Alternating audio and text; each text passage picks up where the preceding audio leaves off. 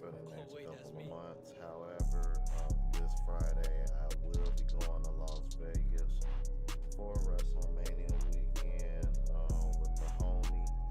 So if any of you watch me that are from there, I don't know, maybe that Friday night when I link in, when I drop, we can go ahead and link up or meet up somewhere or something like that. I kind of did that last time when I came.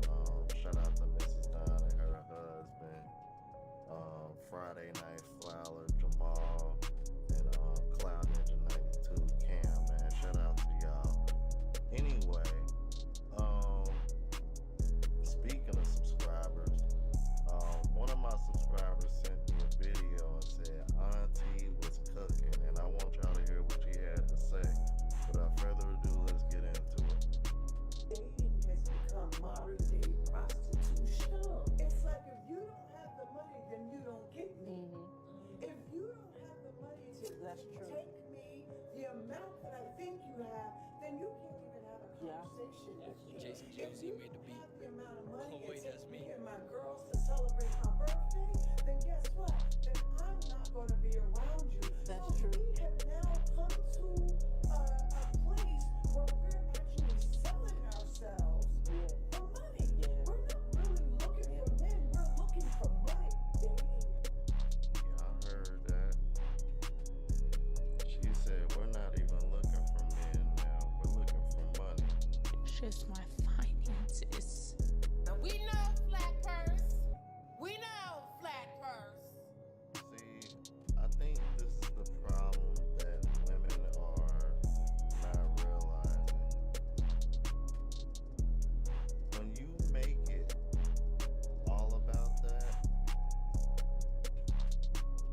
you get the dating market that you get on the other side as well. Women control the dating market. Because there was a time where women were saying they didn't need a man's money, and it's about actually treating y'all better and blase, and emotional intelligence, all the other intangible shit. But it seemed like all it took was a little bit of influence from some soft life era girl shit. A pandemic. Oh Cause wait, I that's don't me. know if I can say the C word, cause y'all know how that is. But yeah, and hitting economic hard times, and now all of a sudden everybody want a provider now. This is filthy work. You're wrong. You're fucking poor. Like now all of a sudden that intangible shit don't seem to mean much. You don't find that suspicious? I tell you, bro. I'm like, think about what I just said, man. Like, where did I miss? Where did I miss? Where am I lying? Can't date a man that wants a simple life.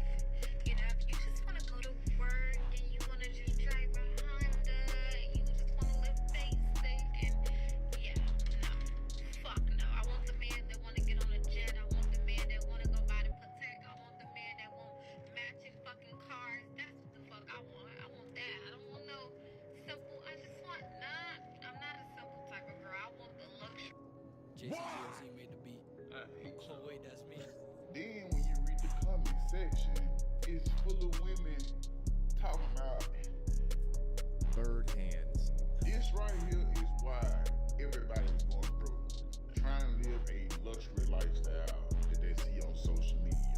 And I just had this talk with my homeboy yesterday or 2 days ago. And he was basically saying like, bro, I ain't never seen nobody live the way that you live. And I'm telling him like, bro, I don't live nowhere, I live regular. My house just like everybody else's house. 4 bedroom, 3 bathroom, upstairs, downstairs. And I still drive the exact same vehicle that I had when I was a teenager. I had this truck 14 years. Now of course I got my wife's car right here. Let me show y'all something. Look at my shit. This how I ride around every single day.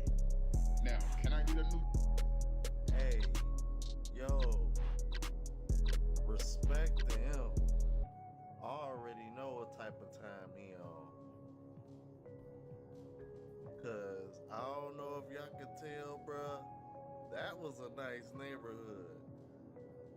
Fuck what you talking about. I already know what type of time he on, bruh. That boy over there is stacking coins. He gotta be stacking coins, bro. You can't tell me otherwise. Why in the hell would you keep that? I know he can afford that just based off of the neighborhood he living in. Yeah, that's smart, bro. Truck. Yes, I can get a new truck. My credit score by 730. I got money in the bank account right now. It's nothing for me to go get a new truck, dog. But a lot of people feel like by me doing social media, I should live up to the social media lifestyle. That's where y'all wrong at. I'm not on here trying to impress nobody. I'm not on here trying to pick up nobody. And I tell people all the time, why would I go get a brand new truck when I don't even go nowhere? I'm at home 90% of the time. And I don't care about materialistic shit. Nor do my wife. She got a 2018 Altima. So when I get tired of driving my truck, I drive a car. And I always tell people this right here. I can have $1 million. I still wouldn't buy no goddamn jet. Why would I spend $60,000 on a jet when I can go get some airplane tickets for $200 to $300? What sense do that make? Why would I go buy $1 million house, 7 bedrooms, 6 bathrooms, and I only got a household of 4 or 5? It don't make sense. But what I do tell people is that, like, if I really just wanted to be outside or something like that, I can afford to go book me on a Lamborghini truck or a Lamborghini car, motherfucking Bentley, just for the weekend. But I don't go nowhere. Good job, my brother. We rockin' with you. And see, I think that's the disconnect between the genders when it comes to this. And part of it is because, if I'm being honest, women are just more materialistic than us. And then on top of that, when you think about how everything is kind of catered and targeted towards them buying, it's getting to the point where you also have to consider the fact that men are accountable for that as well, because obviously men are going to be spending money on gifts and whatnot in order for women like her in particular. But if I'm being honest with you, I would say that's kind of part of the problem too. Men actually doing that. You niggas really fucked the game up, bro. Y'all niggas got these bitches thinking they deserve to be spoiled over nothing, gang. These bitches out here feeling entitled. Nah, I've got a perfect story time for this exact conversation, man. One time I was just talking to Jason a girl, GLC made just a beat. casual Oh, wait, conversation, that's just me. getting to know her a little bit. And I asked her, what is your idea of the perfect first date? Like if a man took you on this date, you would just be so happy and so excited because it's just perfect to you. This lady looked me dead in my face. No joking, she was dead ass serious. She said, a trip to Bora Bora. What? What you mean? And I was confused. I was shocked. I was expecting some regular answer like a walk in the park or maybe some fun activities, maybe her favorite food, you know, regular shit. She said Bora Bora. I was shook. I said Bora Bora, like the remote island getaway resort with the crazy blue water, that Bora Bora? And she looked at me and she said, yeah, that Bora Bora.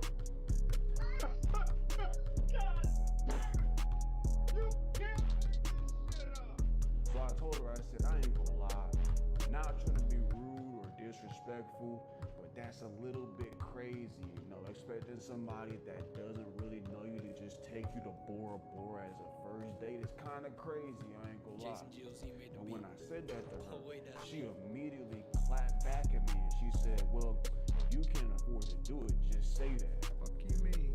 See, now I'm finna turn up and get real disrespectful with your goofy ass. Because it's not a matter of whether I can or can't afford it. It's why would I want to do that for somebody I don't know? Jackass! I'd honestly prefer to get to know somebody a bit more before being expected to drop bands on them like that. Shawty, have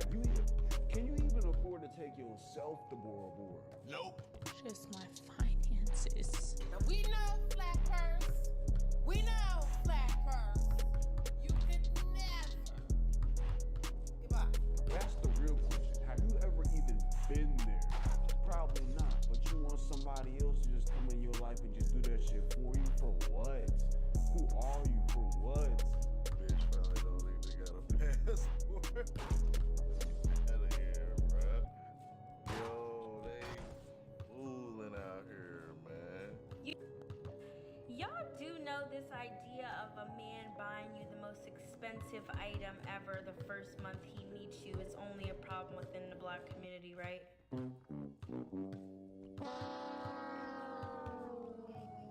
I practice hypergamy.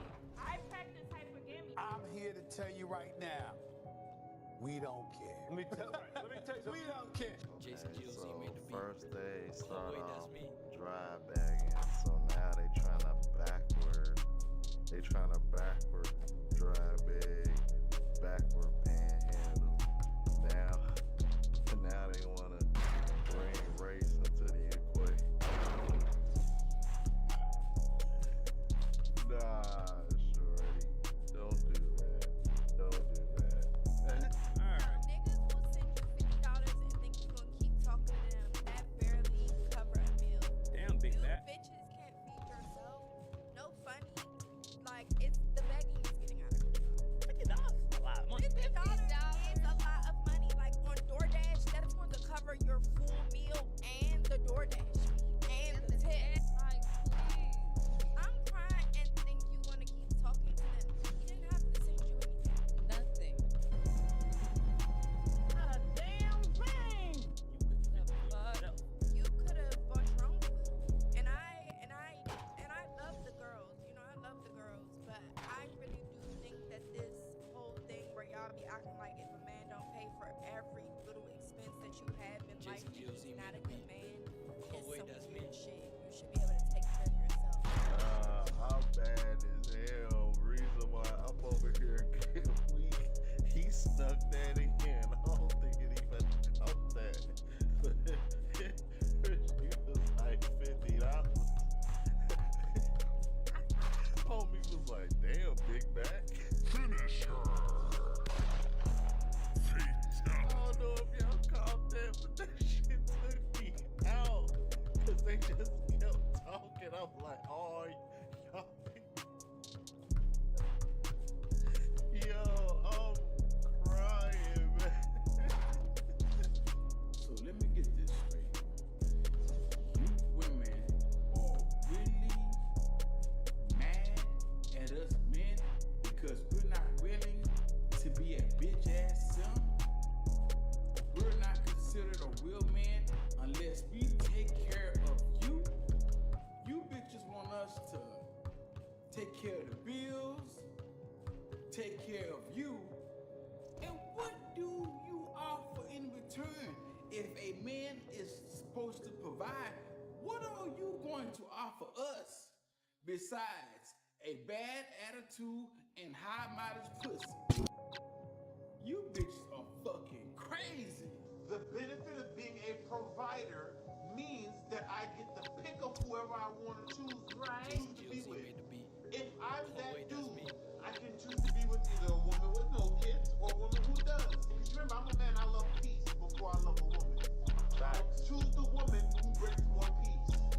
Her 5 kids with the extra baby daddy, with the extra baby daddy, who are gonna get upset if I whoop their kids.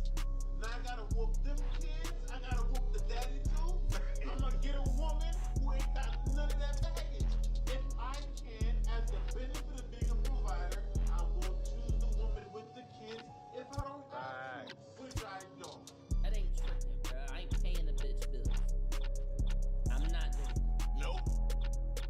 I'm not sending you rent money. I'm not getting your car. I'm not doing none of that. I'll buy you something nice, but I will never pay a bill. Fries. That's not tricking. I'm not paying for your responsibilities. And it might be backwards because it might be like, yo, you can spend almost $1 million, but you can't send it for her bills. No. And I want to buy this shit too. I'm not trying to send bitches a band either. Nah, you can't get a band, my nigga. Fries. If you're not my girl, none of that is fun. Oh, I keep saying fries. I'm like, what's that? Like, I don't know, bro, cause he one of these YNs. He actually like popular for like dancing and that, you know, that Jersey club shit that y'all know I like. Like that's my vibe right now on the music tip. But he's like popular for all that dancing and shit. But supposedly some girl tried to play him about paying her bills, man. Check this out. She said, you mad cause I exposed you? Expose me? You live with your mom. You're wrong. My bills paid. I took you out, I still got cheese, and I got cheese coming in. I'm good. How am I? I'm like, I got my own crib. You live with your mom. Stop playing me out this, yo. I really, like, come on, bro. I got my own car, all that. You feel me? Own car, own crib. I took you out, you feel me? On top of the bills. And it didn't hurt me. You're popped. She said, you're popped. Yeah. I'm gonna have to add that to the roster. I like that. Nah, cause how you gonna see? I'm telling you, yo, bro, where did y'all get this from? made the beat. Yo, that that's me. right, that needs to be studied, bro. Nah, seriously, this needs to be studied. Like, we need to discover who gave woman this, what they think is a weapon of calling men broke when they ask them for money that they don't have themselves. And don't sit over here and say, oh, we just want to see if you gon' give it to us or not because we got it. Oh, well, if you got it, don't ask for it. Because trust and believe, if men were doing the same thing as a test, because that's all that is a shit test, y'all will have a fucking problem with it. So don't even try to go there either. I ain't trying to hear that. Nope. Good job, Brian. Good job, young brother. Let's keep it moving. Good job, my brother. We rockin' with you. I'm well aware I'm about to piss some people off, but like, here we are. I just came across a video on Instagram that said, just a gentle reminder that a man who goes to work to support his family is sacrificing absolutely nothing and would have to go to work anyways. And that's, I guess, true, to some degree. But like, isn't it the same concept then that men shouldn't have to pay for our hair and nails if we're going on a date with them? Because we're gonna do it anyway.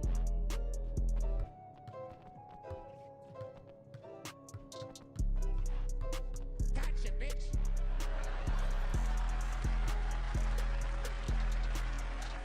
It's young girls getting on streams that are streamers now that's saying that they don't want a man that don't make over $1 million a year. They talking about 20 years old. Do they understand how few people in the world make $10 million a year? Oh, they don't. Because when you say, okay, I want a man that's, let's say, over 6 foot tall, we're talking about probably less than 8% of the population. Well, I want a man that's educated, got at least a master's degree, maybe a secondary degree. You shrink it even more. So you want a man that's over 6 foot tall, that's educated, that's well-versed, that likes to travel, makes $10 million a year. Now that man, with all those attributes that you want, gotta want you. Hey, act like you know, bitch, act like you know. They don't let you. They all fishing for the same dude. Yes. But they don't want to invest into no man that don't got as much as them.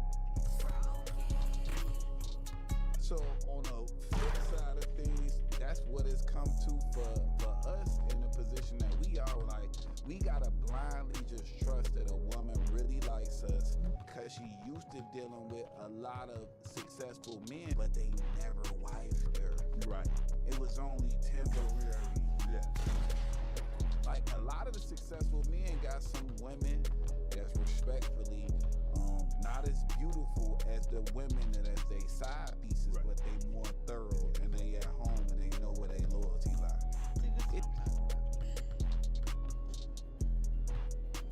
Y'all have to be careful of who you're getting advice from on social media, because this type of foolishness will get you hurt. Jason GOZ made the beat. Y'all got to quit. Oh, See, wait, this is why that's me. men don't. This is why men are backed away from women. This right here. This is why. Because y'all, every time they show up, your hand is out like it's looking like cups. And every time you see a man, your hand out. It's just almost an automatic response. Can I get your number? Your hand out. What's your name? Your hand out. $200. I'll tell you my name. $400. I give you my number. You know what I'm saying? Acting like a crackhead. You're acting like a crackhead. You're acting like you're homeless, like you're desperate out here. And I understand. Times are hard. And it is desperate times out here. My God, have some cool about yourself. So quit listening to all these people. This lady is nuts. She's nuts, and she's giving out bad information.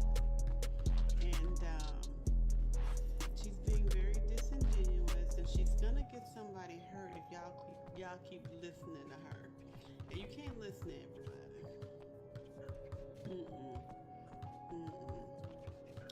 This one right here, can't listen to her, y'all. She'll get y'all hurt. Oh shit.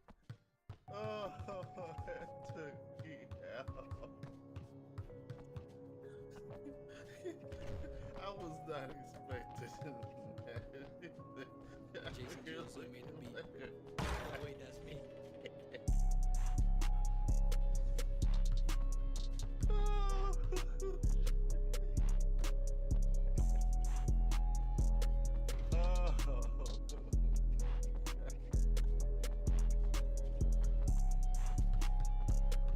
I'm done, bro. Yo, bro, we need more older women like her and the one at the beginning holding these women accountable. Cause oh my God, yo, they keeping it a buck out here. Ooh, y'all let me know what you thought about it. If you new to the platform, please subscribe. OGs, I appreciate the love and support. Make sure y'all hit that bell notification. That way y'all know when I'm uploading. Hit the like button because it helps with the algorithm. It helps me reach broader. Helps me reach a broader audience. Also, look out for the travel blog channel as well as the red channel. Both links are in the description until the next video, y'all. Oh, wait, that's me. Deuces. Man, I've been laughing my ass off. Holy.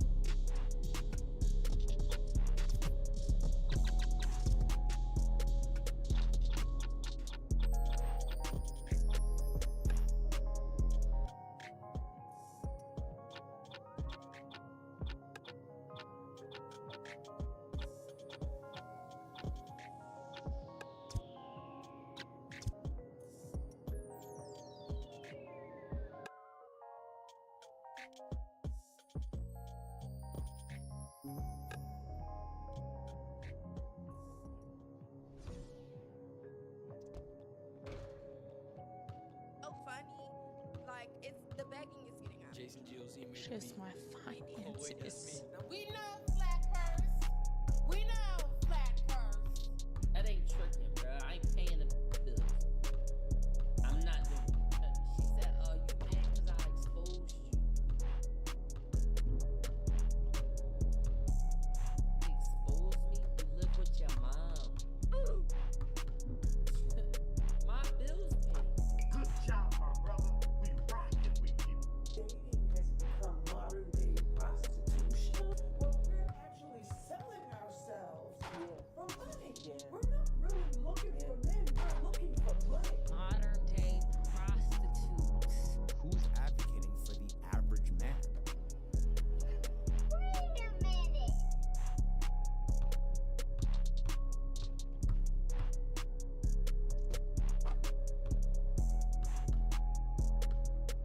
Fuck you mean?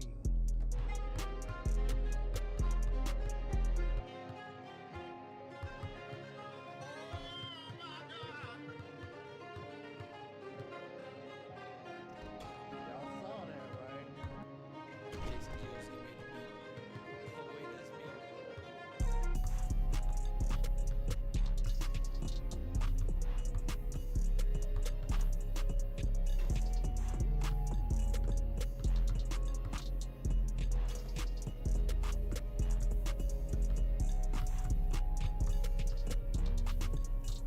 What is going on, YouTube? It is your boy Rome back with another video. If you're new to the platform, welcome to the tribe. By the end of this video, I hope you subscribe. As you can see, I am back safe and sound, back home in Cincinnati. Gonna be back here for a couple months, saving my ducats, and I'm gonna officially be going back to Thailand for good.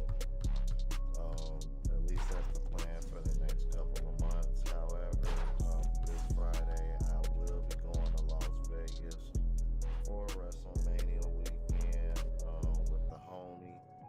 So if any of you watch me that are from there, I don't know, maybe that Friday night when I link in, when I drop, we can go ahead and link up or meet up somewhere or something like that. I kind of did that last time when I came. Shout out to Mrs. Dunn and her husband. Friday Night Fowler, Jamal, and Cloud Ninja 92 Cam, man. Shout out to y'all. Jason GOZ Anyway, made the beat. Oh wait, that's me. speaking of subscribers, one of my subscribers sent me a video and said Auntie was cooking, and I want y'all to hear what she had to say. Without further ado, let's get into it. Dating has become modern day prostitution. It's like if you don't have the money, then you don't get me. If you don't have the money to take me the amount that I think you have, then you can't even have a conversation with me. If you don't have the money and take me and my girls to celebrate my birthday, then guess what? Then I'm not going to be around you. That's true. We have now come to a place where we're actually selling ourselves for money. We're not really looking for men, we're looking for money. Dating. Y'all heard that? She said we're not even looking for men now, we're looking for money. Just my finances. Now we know flat purse. We know flat purse. See, I think this is the problem that women are not realizing. Jason GOZ made the beat. Oh wait, that's me. When you make it all about that, you get the dating market that you get on the other side as well. Women control the dating market because there was a time where women were saying they didn't need a man's money, and it's about actually treating y'all better and blah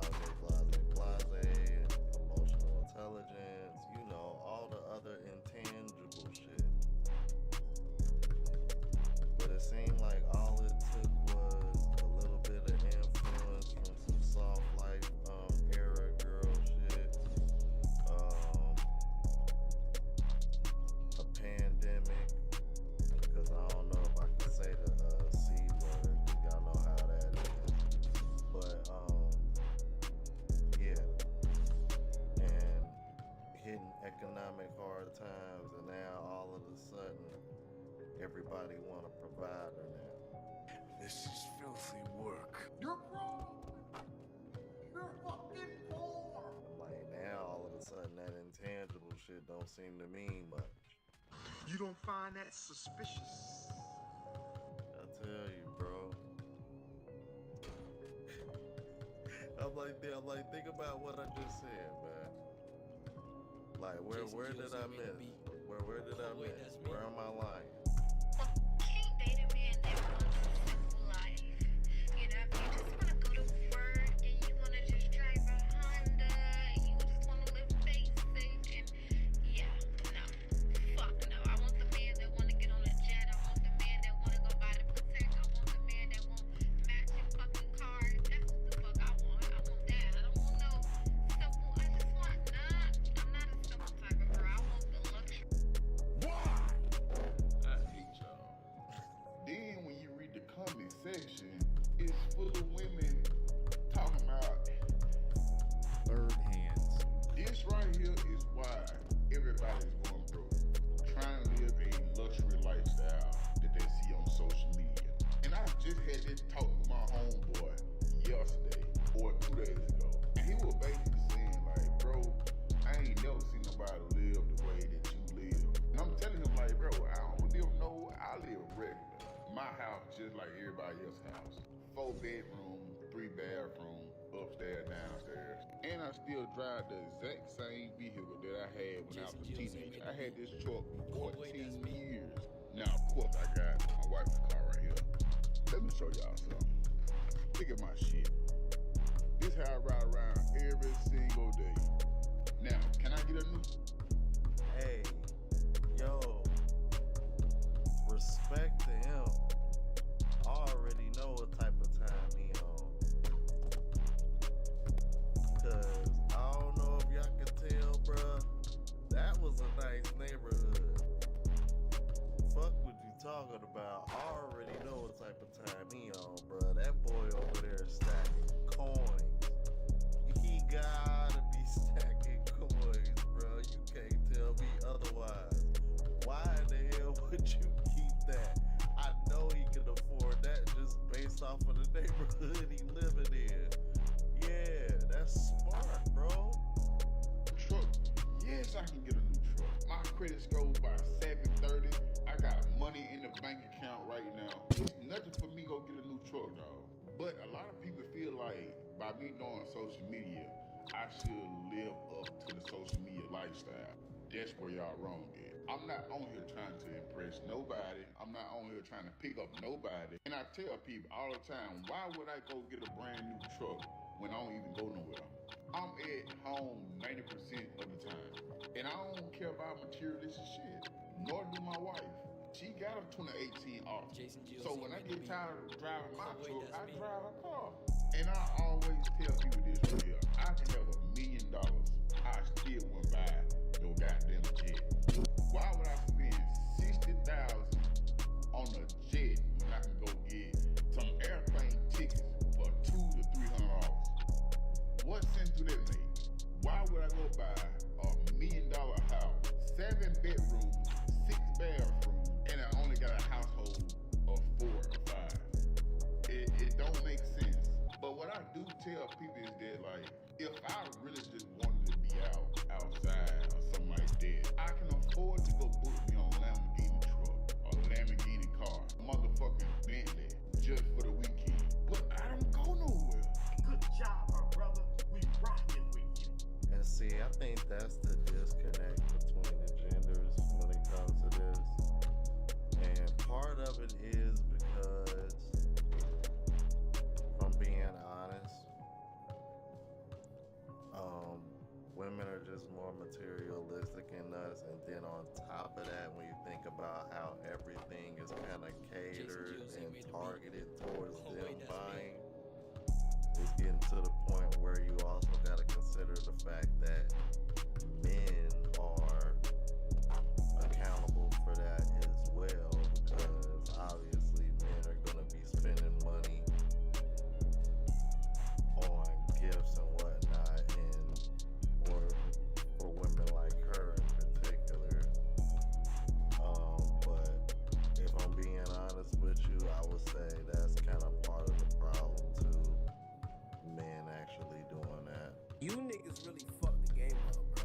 Y'all niggas got these bitches thinking they deserve to be spoiled over nothing, gang.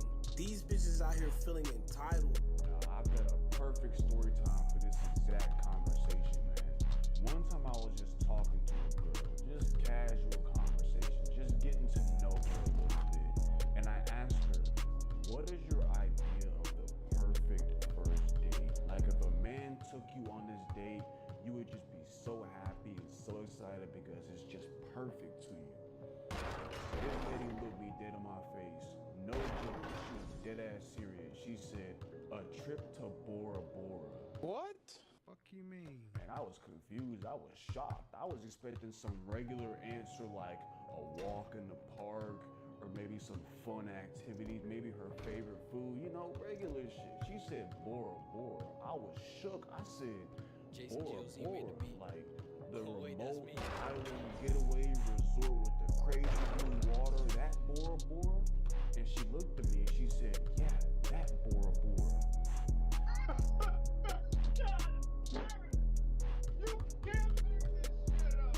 So I told her, I said, I ain't gonna lie, not trying to be rude or disrespectful, but that's a little bit crazy, you know, expecting somebody that doesn't really know you to just take you to Bora Bora as a first date is kind of crazy, I ain't gonna lie. And when I said that to her, she immediately clapped back at me and she said, well, if you can't afford to do it, just say that. What you mean? See, now I'm finna turn up and get real disrespectful with your goofy ass. Because it's not a matter of whether I can or can't afford it. It's why would I want to do that for somebody I don't know? I'd honestly prefer to get to know somebody a bit more before being expected to drop bands on them like that. Shawty, can you even afford to take yourself to Bora Bora? Nope. Just my finances. Now we know flat purse. We know flat purse. made the beat. You could Oh, wait, never. that's me. That's the real question. Have you ever even been there? Probably not, but you want somebody else to just come in your life and just do that shit for you for what? Who are you for what? Bitch probably don't even got a passport. Out of here, bruh. Yo, they fooling out here, man. Y'all do know this idea of a man buying you the most expensive item ever the first month he meets you is only a problem within the black community, right?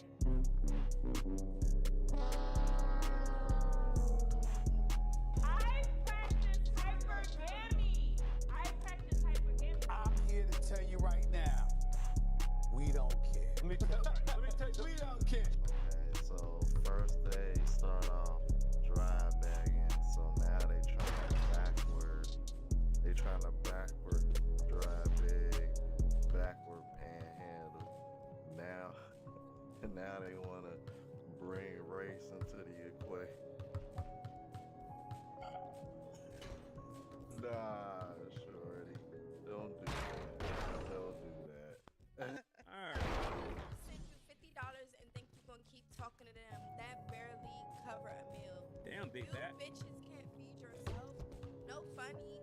Like it's the begging is getting out of control. $50 is a lot of money. $50 is a lot of money. Like on DoorDash, that's wait, going to that's cover me. your full meal and the DoorDash fee and the tip. Like, please. I'm crying and think you're gonna keep talking to them. He didn't have to send you anything. Nothing. Not a damn thing. Fuck. You could have bought your own food. And I love the girls. You know, I love the girls. But I really do think that this whole thing where y'all be acting like if a man don't pay for every little expense that you have in life and he's not a good man is some weird shit. You should be able to take care of yourself. Nah, I'm bad as hell. Reason why I'm over here getting weak. He snuck that in. I don't think it even helped that. But you was like $50. Homie was like, damn, big back. Finish her. I don't know if y'all caught that, but that shit took me out. Cause they just kept talking. I'm like, oh, y'all think. Yo, crying, Jason GOC made the beat. Oh wait, that's So me. let me get this straight. You women are really mad at us men because we're not willing to be a bitch ass simp.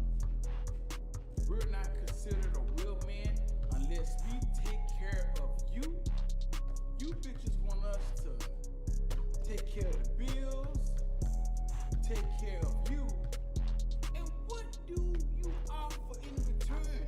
If a man is supposed to provide, what are you going to offer us besides a bad attitude and high-minded pussy?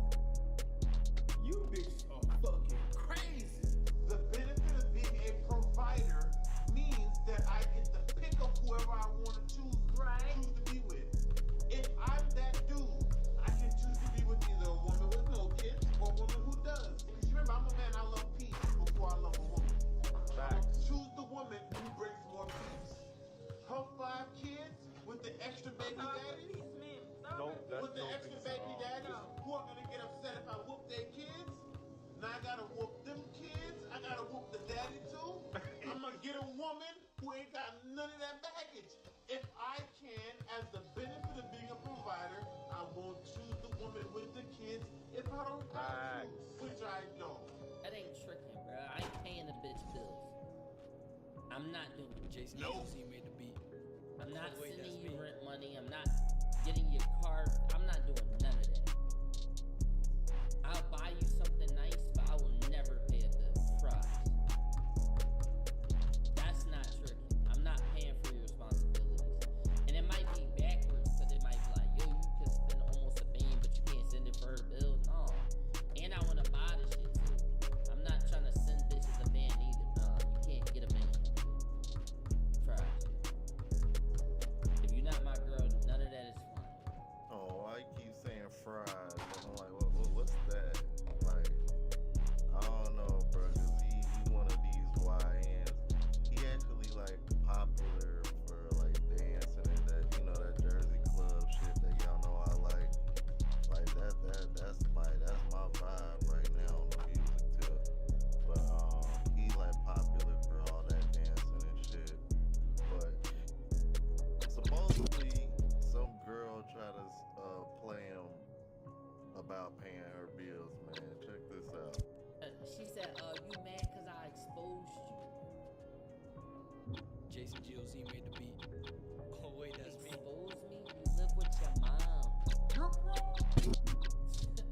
My bills paid. I took you out. I still got cheese, and I got cheese coming in. I'm good. How I'm pop? I'm like, I got my own crib. You live with your mom.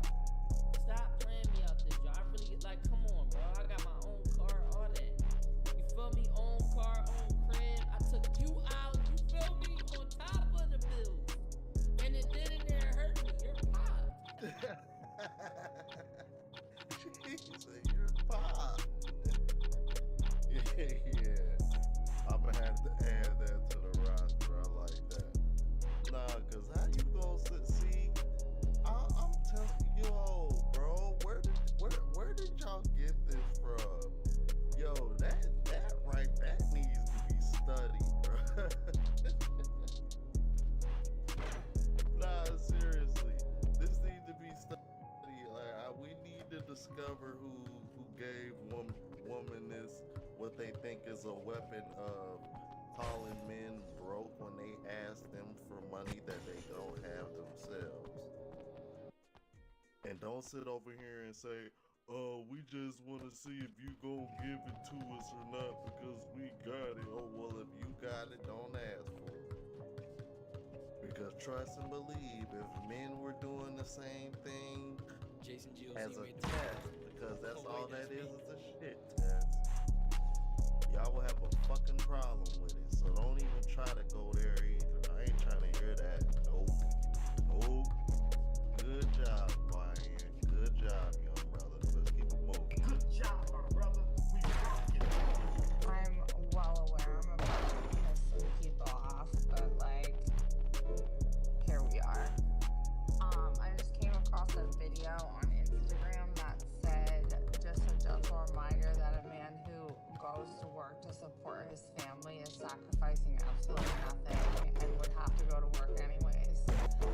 And that's, I guess, true to some degree. But like, isn't it the same concept then that men shouldn't have to pay for our hair and nails if we're going on a date with them? Because we're gonna do it anyway.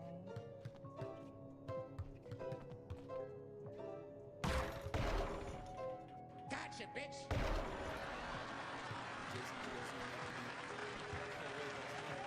It's young girls getting on streams that are streamers now that's saying that they don't want a man that don't make over $1 million a year. You talk about It 20 years old. Do they understand how few people in the world make $10 million a year? No, they don't. Because when you say, okay, I want a man that's, let's say, over 6 foot tall, you're talking about probably less than 8% of the population. Well, I want a man that's educated, got at least a master's degree, maybe a secondary degree. You shrink it even more.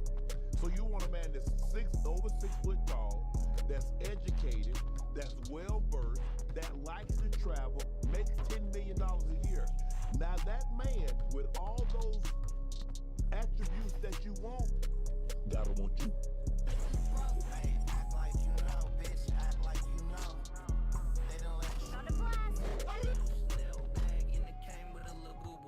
They all fishing for the same dude. Yes. But they don't want to invest into no man that don't got as much as them.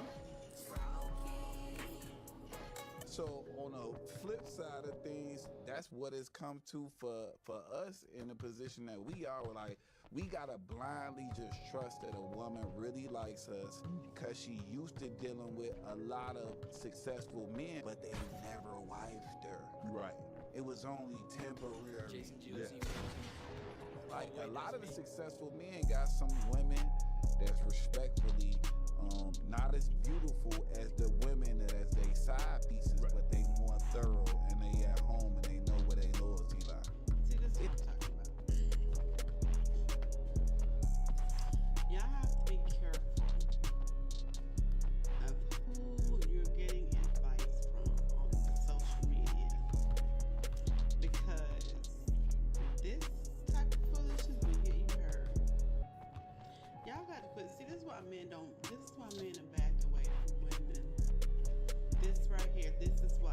Because every time they show up, your hand is out, like looking like cups. Every time you see a man, your hand out. It's just almost an automatic response. Can I get your number? Your hand out. What's your name? Your hand out. $200, I'll tell you my name. $400, I'll give you my number. You know what I'm saying? Acting like a crackhead. You're acting like a crackhead. You act like you're homeless, like you're desperate out here. And I understand. Times are hard.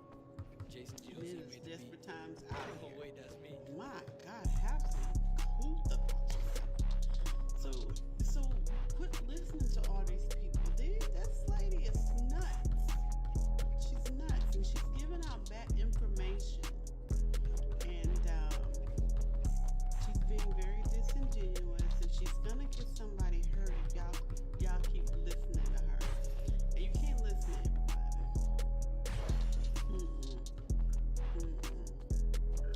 This one right here, I'm listening to her, y'all. She'll get y'all hurt. Oh shit. Oh, that took me out. I was not expecting that.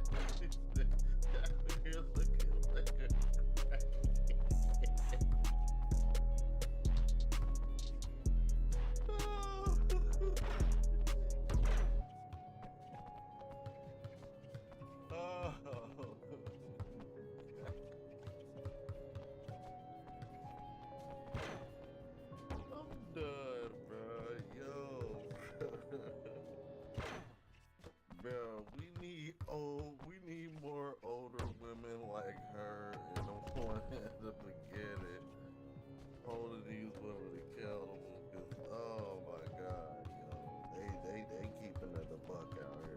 Jason GOC made the beat. Ooh, Oh wait, y'all that's let me me. know what you talking about. You new to the platform, please subscribe. OGs, I appreciate the love and support. Make sure y'all hit that bell notification, that way y'all know when I'm uploading. Hit the like button, because it helps with the algorithm, it helps me reach a broader audience. Also, look out for the travel vlog channel as well as the red channel. Both links are in the description. Until the next video, y'all. Deuces. Man, I've been laughing my ass off. Oh,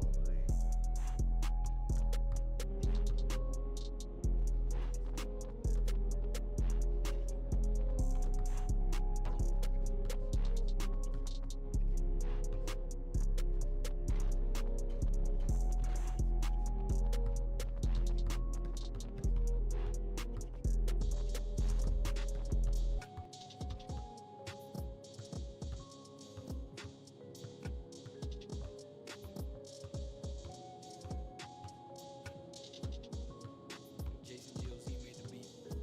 Oh wait, that's me.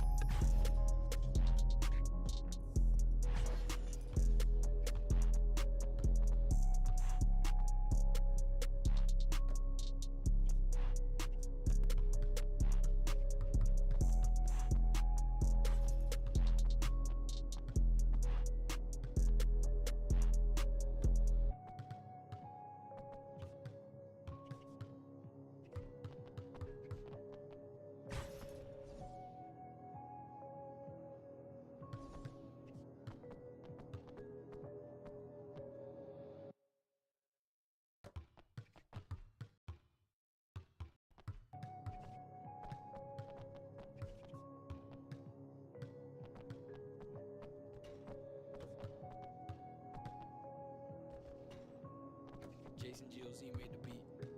Oh wait, that's me.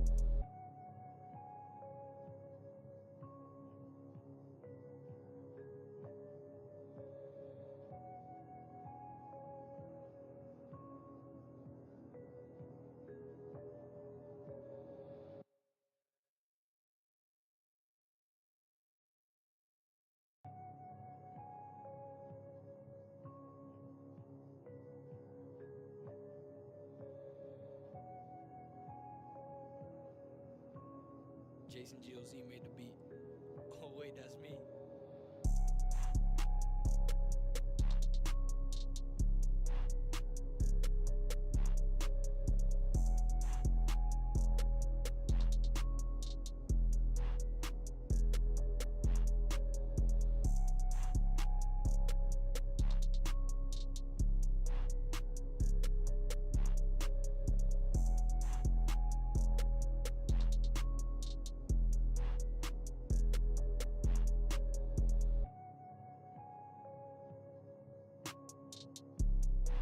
I think men are more likely to have bizarrely unrealistic expectations. I have so many girlfriends who are highly accomplished, highly educated, great people, just wonderful women, and the dating pool is absolutely brutal. What are these men looking for? It is entirely unclear to me that it's like, why are their men not jumping to want to date them? So, well, Alicia, those are not bizarre and unrealistic expectations.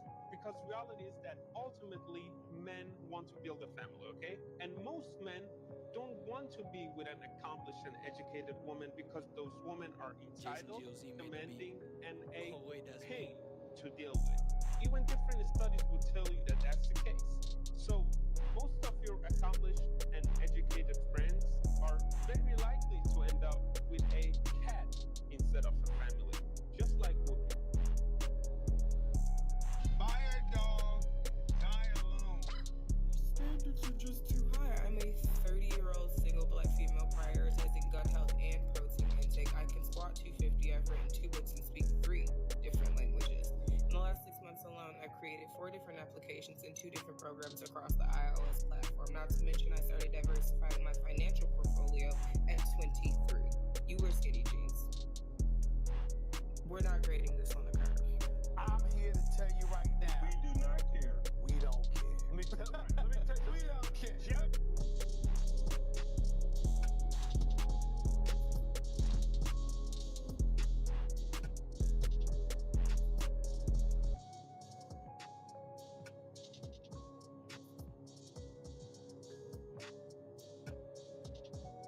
What's going on YouTube? It's your boy Rome back with another video. If you're new to the platform, welcome to the tribe. By the end of this video, I hope you subscribe.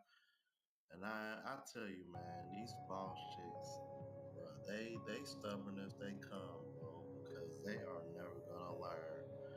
You would think this topic would be just as dead as the pay wage gap, even though that seems to still be alive somehow.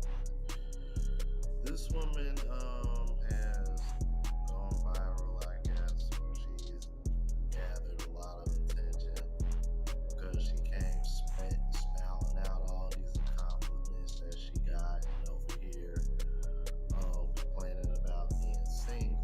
But like we try to tell these women all the time, none of those accomplishments don't really matter because most of y'all women that are on that level only want a man on your level or higher because y'all want him to come in and take over the burden financially as you continue to make your good money and just do whatever you want. And that's why men don't really care. I'm here to tell you right now. We don't care. Let me tell you, we don't care. Yep. But we're gonna see what a few other people have to say, and I'll share my thoughts further along as we go. Without further ado, let's go ahead and jump into it. Your standards are just too high. I'm a 30-year-old single black female prioritizing gut health and protein intake. I can squat 250. I've written 2 books and speak 3 different languages. In the last 6 months alone, I've created 4 different applications and 2 different programs across the iOS platform. Not to mention, I started diversifying my financial portfolio. For the women who are just eating this video up, I want y'all to understand something. Imagine if there was a man who led with his wallet and his accomplishments. And when he talks about dating, all he talks about is never spending money on a woman and never being around a woman who isn't as accomplished as him. Y'all say it all the time, there's nothing worse than a wealthy, stingy man. Because what's the point? It's the same thing with women. Y'all just don't want to see yourselves in that light. You've spent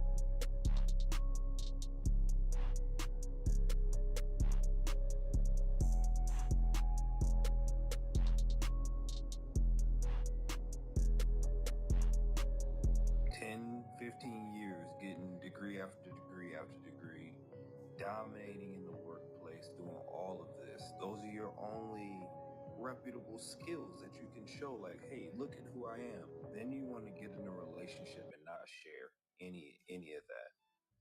And if you are even sharing knowledge, it's coming from a place where you're trying to belittle someone and show someone how smart you are. You definitely aren't spending money on the relationship, and you definitely don't want to be with anyone who's beneath you in terms of intelligence, right? You see how stupid that sounds? To most men, it seems like, well, her greatest attributes aren't going to be shared or put up on a wall anywhere in our house other than where she hangs her degrees and where they collect dust. It means nothing to a man. If you are the normal type of woman who you don't want to help pay the bills, you don't want to do any of that. Now, if that's not you, I'm not talking about you. But most of the time, no matter how much money she makes, she talking about, I want a man who make more money than me because she don't want to be paying them bills. Again, if that is your biggest attribute and you don't share, what sense does it make? You better be the greatest, you better have the greatest personality anyone's ever seen. You know, it doesn't make sense. Yo, I'm glad he brought up the point about a man being rich and not wanting to spend any of his money. Because to most women, they would be like, well, what's the point of being with a rich man if he ain't spending any of this money? What's the point of being with a rich man if I'm living like I'm struggling? It's the exact same thing. It's just funny to see that women just have a hard time grasping that, and for some reason they still want us to feel some type of way or look at their accomplishments the same way they do, value it the same way they do, although we don't really benefit from it. If men were benefiting from it, then of course men would take that into account. Now, I would say recently in the last year or two, you are starting to see a little bit of a push of men telling other men that, like, don't deal with a broke ass woman. But at the same time, you gotta understand that even these women that make a little money, they ain't trying to spend it. And that's the reason why so many women in her position come on these platforms talking the way they do, because they're all suffering from the same hindrance, which is, I want a man to come in and take the financial burden off of me. Which when you think about it, is kind of ass backwards, because one of the main reasons why women fought for the right to be able to provide for themselves is so that way they can date and marry who they want. Do women have any options left? What happened to that? Like, this is why sometimes I wish my dad was still alive, because if I was to tell him, like, you don't know how lucky you are to be able to have mom in your life, because considering my mom retired making 70 something, I want to say like 76, 78,000 a year. My dad probably never made any more than 30 or 40. You feel me? But the way my household was ran, you wouldn't have really been able to tell. My dad was lucky, because a woman that was in my mom's position financially nowadays, she wouldn't have dealt with a man like my father. Let's keep it moving. Okay, ladies, I'm gonna say this with all of the love in my heart. Men are not intimidated by how much money you make. Men are not intimidated by your portfolio. Men are not intimidated by how many degrees you carry. That has nothing to do with it. They don't like the attitude that comes with it. That's the problem. So by now, I'm sure everybody has seen the video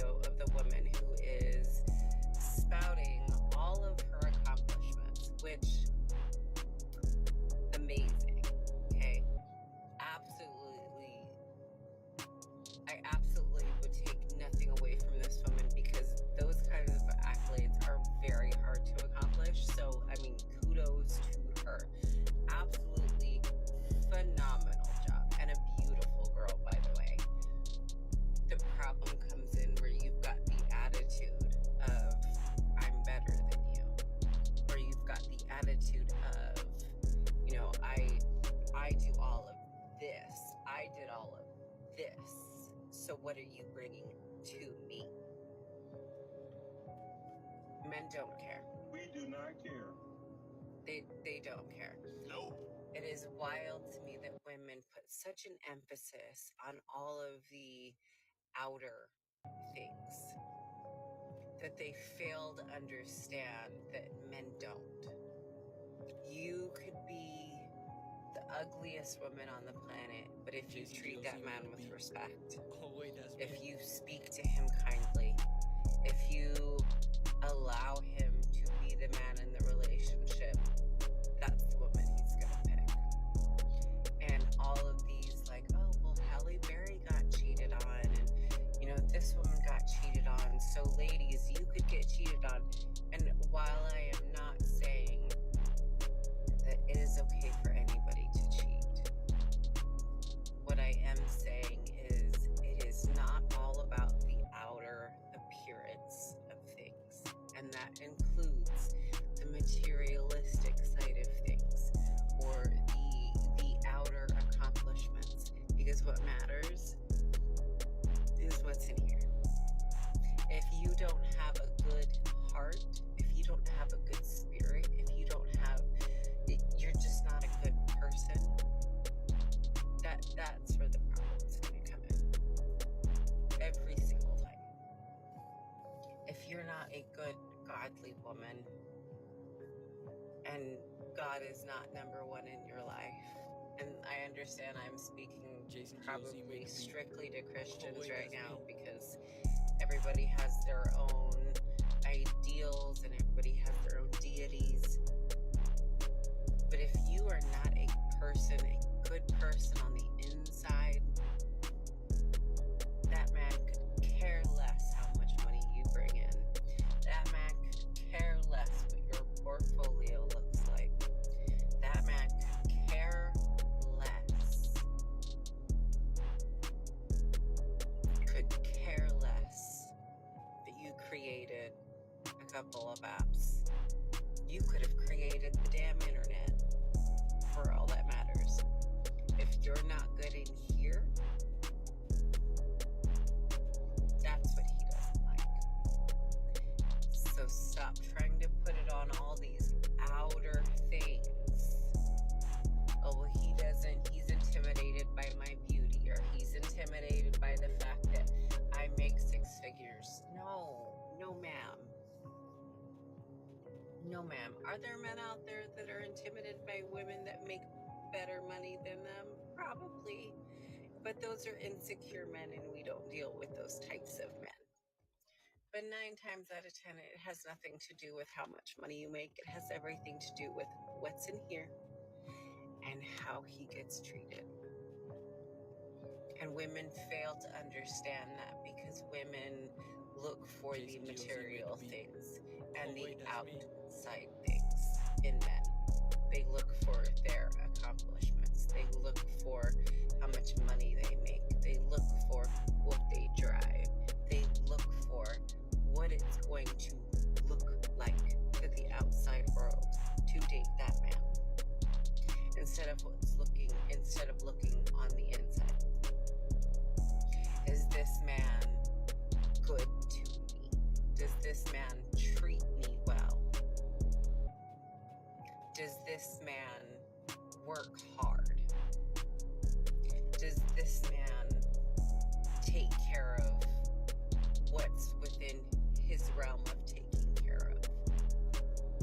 Is this man not a lustful man? Does this man point me to the cross? Does this man lead my household? Does this man provide for his family? Does this man pray with me every night? Does this man pray for me? Does this man pray over me? Women have a hard time understanding that, which is why they have a hard time understanding that it's not the accolades, ladies. How can I say this? Not frivolous when it comes to his spending. Yeah, he'll do just fine. Trust me, I spent a lot of years like that. So yeah, Once again, proving that women don't really understand how money works in the United States anyway. But let's keep it moving. I'm going to cater to you the exact same way that I expect for you to cater to me. Now, I may not spend as much money as you, but I may be a little bit more. Why not? You're a rich bitch.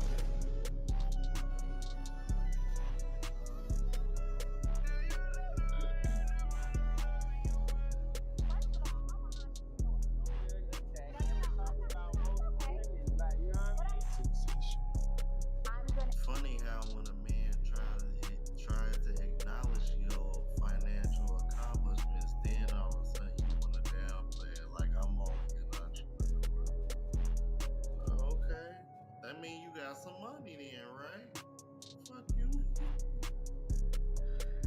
Yo, see, this is why when Aaron the plumber said the burger has more value, now you're starting to understand why that shit went viral. Because these women value their money more than they do their own. I feel like having a boyfriend that is not a hating ass bitch is literally the ultimate cheat code.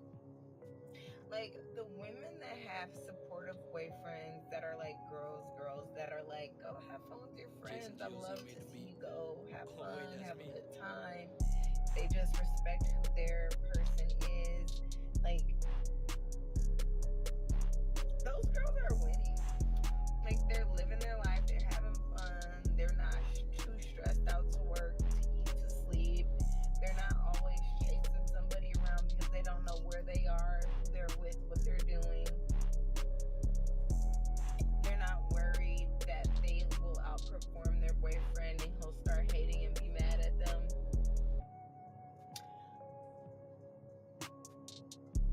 Those men that are secure within themselves, that will like gas you up, if you got one of them, put him in a chokehold and do not let him go. Because you're a winning ass bitch. Translation, if you got a yes man that lets you walk all over him and lets you do whatever the hell you want, you're winning. Notice whenever a woman says another woman is winning when it comes to relationships, it's always at the detriment of the man. Have y'all noticed that? Let's keep it moving. Point in the comment section. They really make it their whole personality. And then if the joke ain't funny enough, you go to their profile and what do you see in the bio? Them bragging about them degrees. What is this, Indeed? This is TikTok. Why do we need to know? One thing they gonna do is let you know about them degrees. And that's the thing. The fact that you would think that a man is intimidated when the only way he really knows is if you told it to him, right?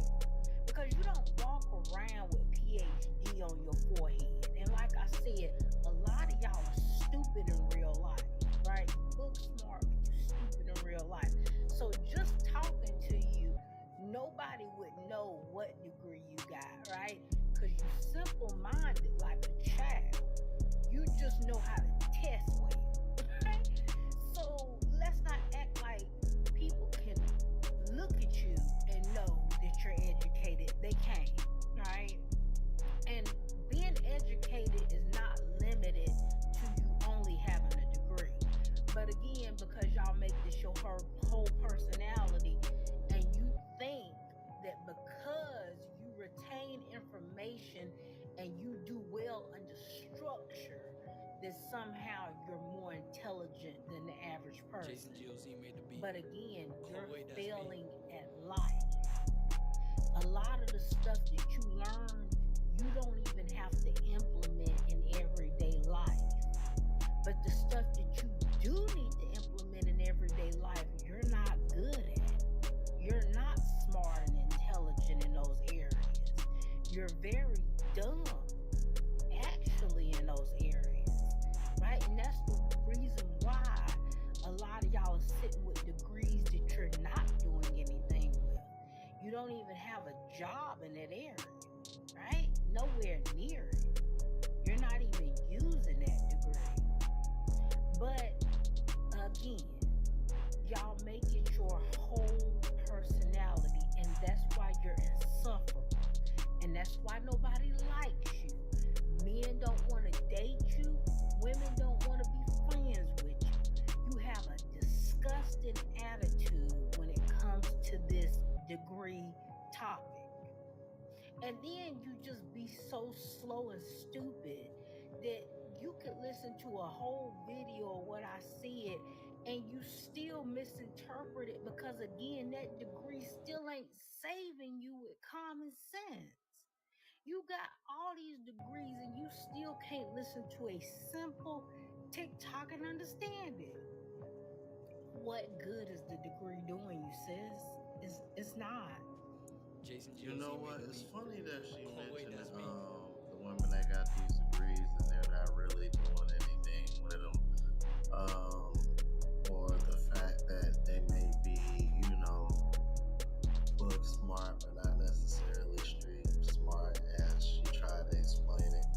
I came across a video that was kind of related to that topic, that subtopic, as well as this topic, and I want to share it with you guys. See what y'all think about this. Check this out. All you women always talk about how smart you are with all of your degrees, but you let a guy with a high school diploma manipulate you. Yes, and that makes sense, and I'll tell you why. There's something called book smarts and street smarts. So those who are academically inclined have probably been buried in books their whole life, a significant portion of their adult life, so they don't have street smarts, or don't tend to anyway. So they may not be able to read red flags, or read the room, or see through people's BS, or even learn how to manipulate, because that's not a skill that they would be learning when they're in school. People who are street smart tend to be able to read the room, read red flags. They're able to see through people's BS. They're able to learn how to manipulate because that might be a survival tactic that they had to learn. So, of course. So, in other words, she's a square-ass female trying to mess with the street dude, and she gets her feelings hurt. But if you a square-ass female, then why you don't get with the square-ass dude and have some square-ass babies? No, you the valedictorian, but you want to have babies for Glocktavius. Why all you think you knew from ATL? Yo, when he said, why y'all think y'all knew from ATL, that took me out.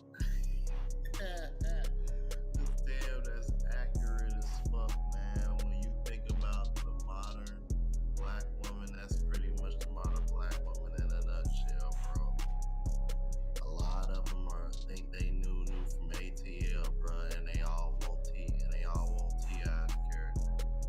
Can't make this shit up. You really can't. And then they wonder why ain't no good black men available. Like, you ever notice when that topic comes up, one of the first places black women want to talk about is the men that are locked up? Why is that? You don't never hear other races of women when they say they have that same problem. The first place they don't refer to is the men that are locked up. Only black women do that. I've noticed that. That's weird. That's really weird and very telling. But let's continue. Would you date a woman that's making more money than you? Yes, I could, but I'm not. Why wouldn't you? Why wouldn't I? Listen. Is it an insecurity thing? Because a lot of men don't like dealing with women that are confident, that have their own, can bring their own back to the table, and may possibly bring in more than them. Can I bring you into a man's world real quick? 99% of women would never talk to a guy that makes less money than them. 99% of men will always take a girl that makes less money than him. When I say that, I will tell you this too, that being in a situation where you are asked to do a lot, every man looks at his situation as my money is our money. Her money is her money.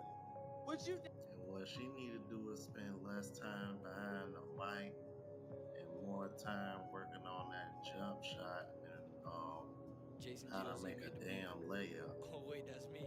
How about that?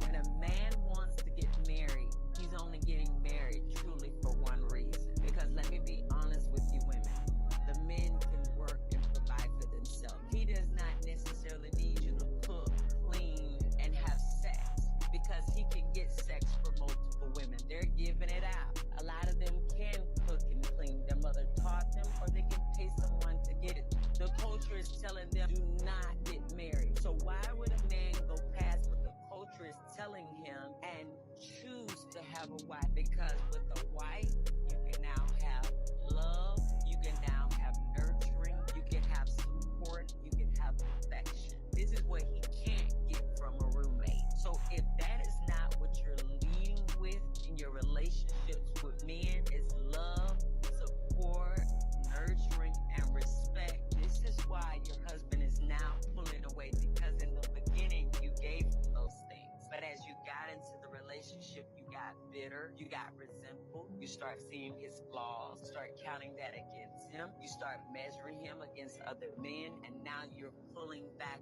on the love, the affection, and the nurture. Okay, being the breadwinner in a relationship. I'm not the breadwinner in the relationship. You mean any man I'm with? Yeah. I'm not the breadwinner in the relationship. But would you be okay if you were? I'm not. There's no man I know Jason GOZ made the from beat. you, Oh wait, that's me. or he got a regular job. He work at a warehouse. He is the head of the household. He is the breadwinner.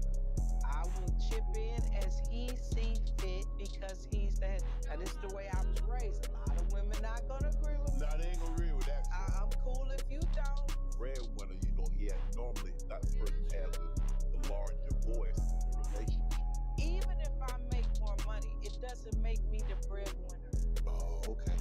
I am advice and concurrence. He is the head of the household. This is what But what if you got the money, you making the money? No, this is what I believe. He's a man. He is the head of household. People need to start reading Ephesians. That's what I believe.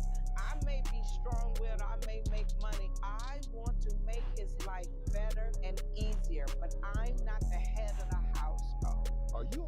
Yeah, good luck finding women who think like that anymore. I'm like, y'all heard her break up that Bible scripture, so y'all know what she talking about. See, she reminds me a lot of how my mother thinks. Like I told you guys earlier, Oh wait, that's my me. mom made damn good money. My dad didn't make nearly as much, but he was definitely head of the household. He chose the house that I was raised in, amongst other very important decisions when it came to the family. But y'all let me know what y'all thought about this. If you're new to the platform, please subscribe. OGs, I appreciate the love of support. Make sure y'all hit that bell notification. That way y'all know when I'm uploading. Hit the like button, because that's what the algorithm and helps me reach a broader audience. Also look out for the travel blog channel, Unplugged Traveler. Link is in the description. Until the next video, y'all. Deuces.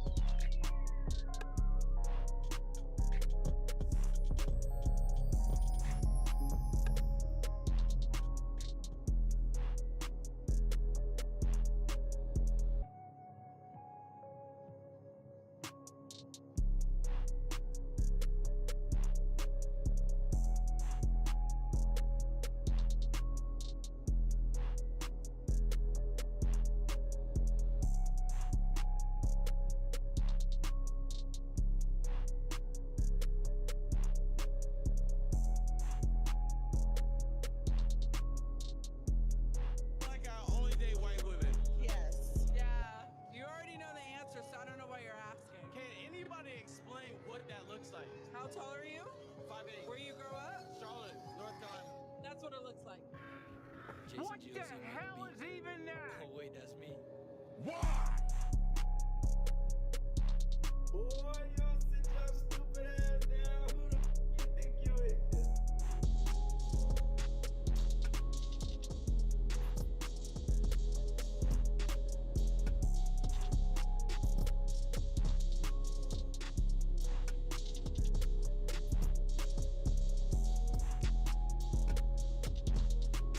What's going on YouTube? It's your boy Rome back with another video. If you're new to the platform, welcome to the tribe. By the end of this video, I hope you subscribe. So, got a video for you guys from one of my longtime subscribers. Shout out to Tyrone. As soon as I saw this in my email, brother, I had to react to this immediately. Videos by a content creator named ISWTV. I'll leave the link to this video in full in the description so that way y'all can go check it out if you want to go to support him. And I've reacted to some of his videos before. The one that he is mentioning and referring to is actually the one that I reacted to. And he's gonna be explaining exactly what's going on here because we'll give you context of the situation. As you saw in the intro, he was told that he looks like he dates white women. So this man decided to switch up his whole aesthetic to see if there will be a difference and go out and ask black women again, because even though this was assumed about him, he actually only dates black women. So I don't want to hear any black women complaining or in the comments saying anything, because this right here proves exactly what a lot of black men experience when it comes to wanting to be with a black woman but not being accepted by a black woman simply because we don't look or act or speak the part. Without further ado, let's go ahead and get into it. So we got ourselves a little situation here. Apparently, I look like I only date white women. This is something that I've gotten for a while now. But for you guys to really understand how this all started, it all began with this conversation that I had with this lady in Austin, Texas. You don't give me I date black women vibes. Really? You don't. What is it? It's everything. It just don't give black women, it give Latinos. Latinas. Not really. What's your type? I like black women. What type of black women? Black women that have intelligence and a little nerdy. But let's base it off of looks, because those are things you see firsthand, like not. I like this. I say, I don't care about the height. If she's taller than me, I really don't care. Usually, a little bit of a butt, not a little bit. Medium-sized butt. What's wrong with a big ass?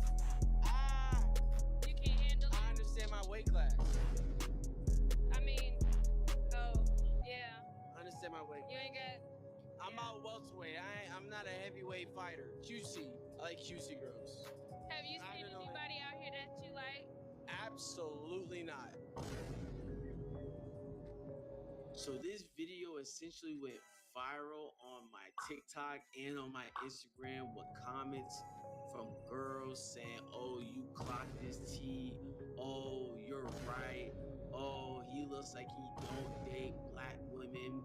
And I'm just like, this is insane. And even the guys in the comments are like, what does a black man that dates black women look or sound like? Now, I'm just going to throw this out there, and this is just an educated guess. I don't think the reason why that went viral was only because of what she said. I think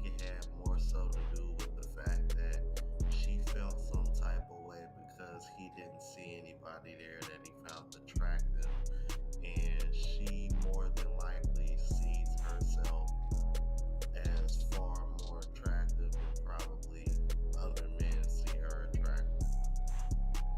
Because notice when he said absolutely not, she looking at him and stepping out of the frame as if like she's offended, like she expected him to be like, oh, well, I think you're cute. No, if he don't find you attractive, he don't find you attractive. That's just what it is.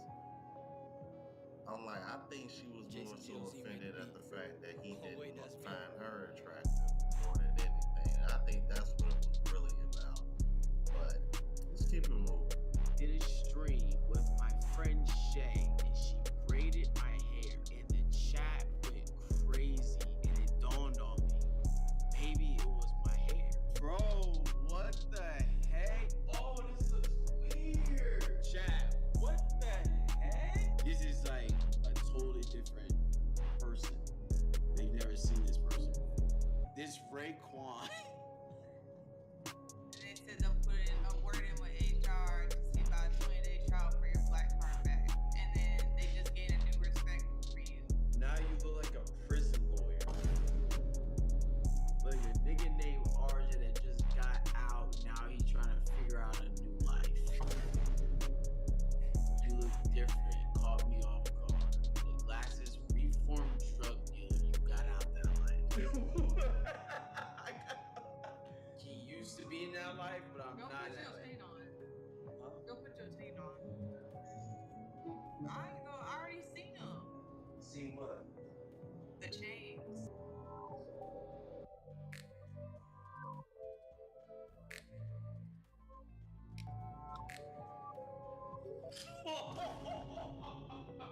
That's crazy.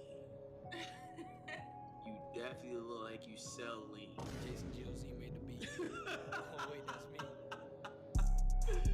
Check the link. That's what y'all said. I look like Riley. He had doubts, and I was trying to tell him since 8 p.m. I was like, please, he's like, no. Now he look at his lips. He ain't licked his lips this whole time since I've been here. He licking his lips and doing all what? Who are you? I'm not doing it. That is crazy. I'm not doing anything.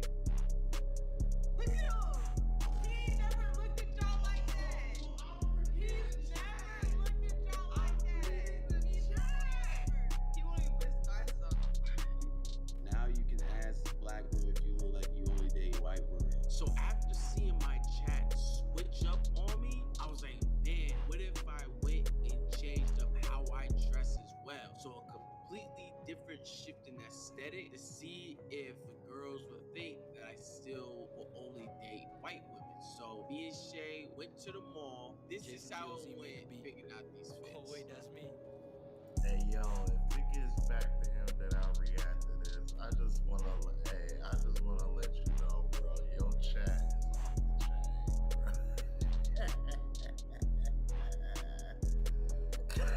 I know they was roasting them and all good fun, man, but a lot of those was accurate as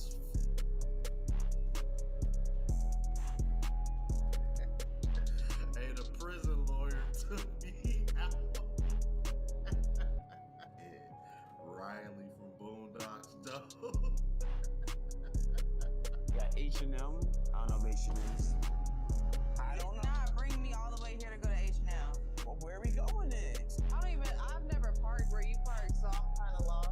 She don't even know where we're going. And she already get on my head top. But that's weird. That's weird? Why would you say H&M? I was just saying in general. SHAQ, keep in mind, like, I don't shop, bro. Like, I'm not a shopper.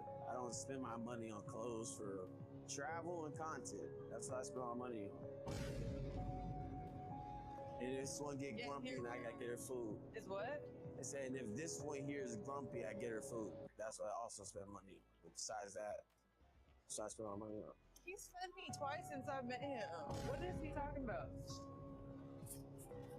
First place It is King and Duck. This is ISW. This is Shane. Nice to meet you, man. Right now, well, Shay here is helping my PR. Going on a PR run right now.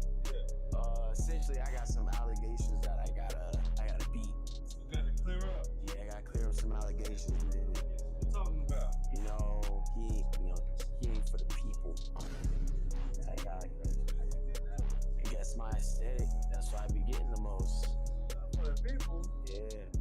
You got brains. This is my first time ever. I just braided his hair like 2 hours ago. Just braided my hair 2 hours ago. I had a fro. How is it the people? That's what I be thinking.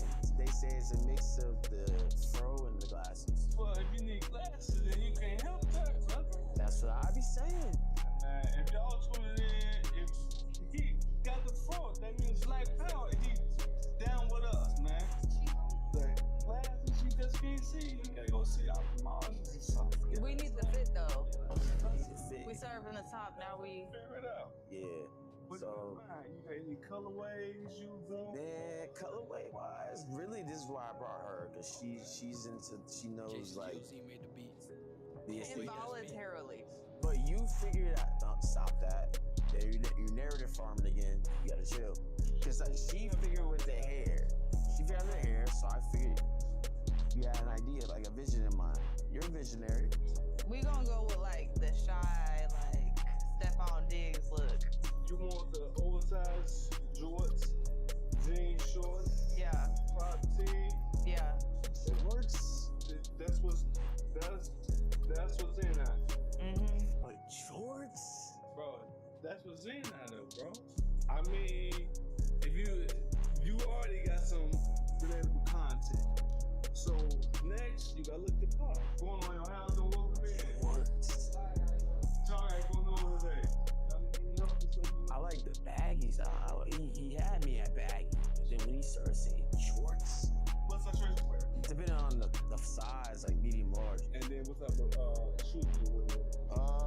I be wearing J's mainly, so like Jordan 1s. Try these on. Yeah. Hell no. Bro, just be open-minded to it. All right. I do like this already. Oh, this Godspeed. Shout out to guys.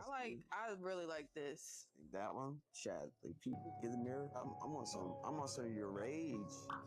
I'm on some of your rage vibes right now, bro. And I was like, Shout out to Joshua. So you see the vision? This good vision? you gonna try it on? Yeah. It's cool. First on the right, bro. Your shoes go with it too. Can't go with red, white, and blue. Stay with the visionary. I'll be right back. A few moments later. Pacing. Why you only come on? What? That's cute.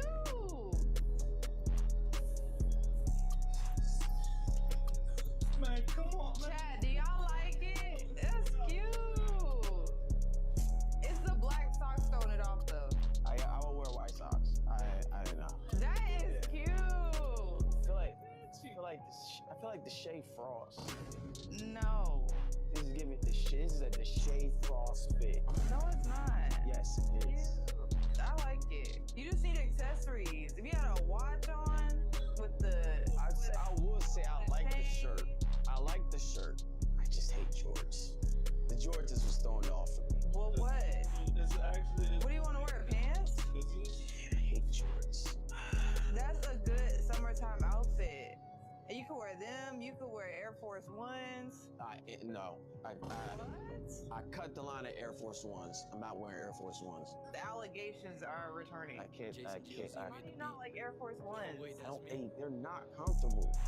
It don't matter. It's fashion. No. What do you do? So I gotta do it for the fashion? Yes.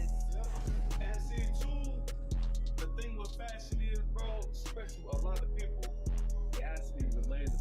So if you don't look relatable, guys or girls, you know what I'm saying?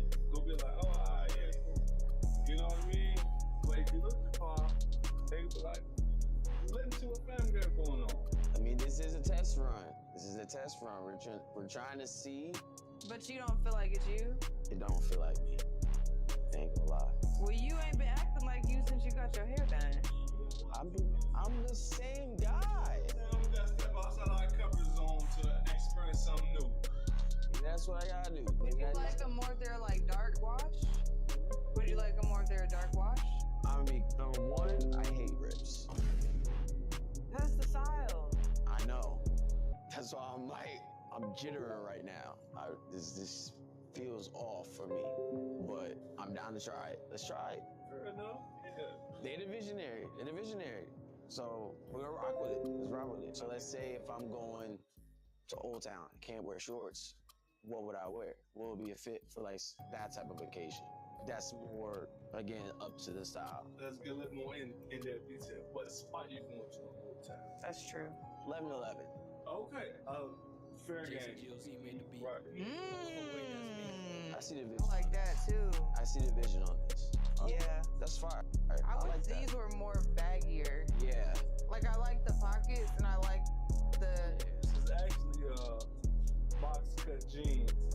I don't like box cut jeans. So it's. I like the flare. I don't like that. But No, not like the box cut flare, but like the middle. I understand it for that generation though. All right, SHAQ. So this is the second one.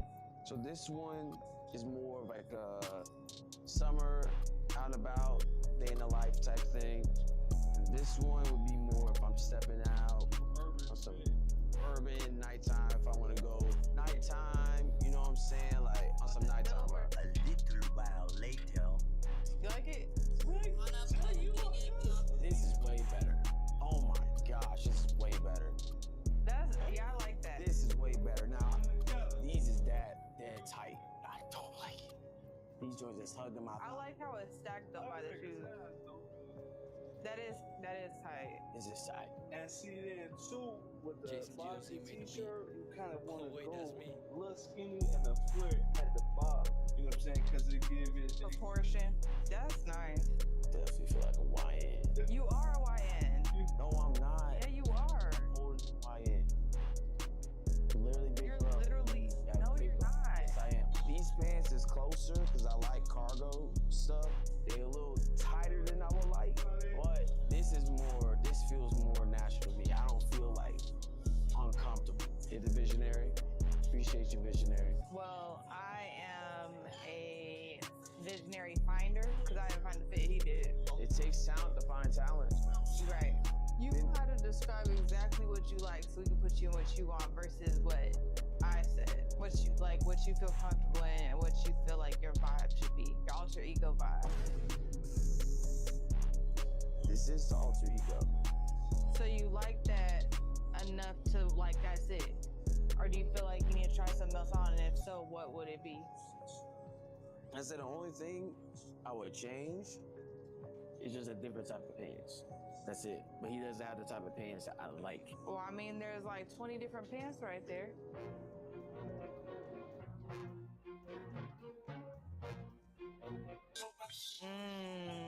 They got the rips too. You don't like the rips? Them is nice too though. He not tapped in. That's the problem. He not tapped in. Do you like them pants right there? Oh wait, that's me. Yeah. You say you don't like the rips, but them is baggy. Yeah, this feels more me. SHAQ, y'all think I try these? I think this could probably fit me. Really the pants. I mean, all the shirts were fire. I like all the shirts, honestly. One pair of pants later.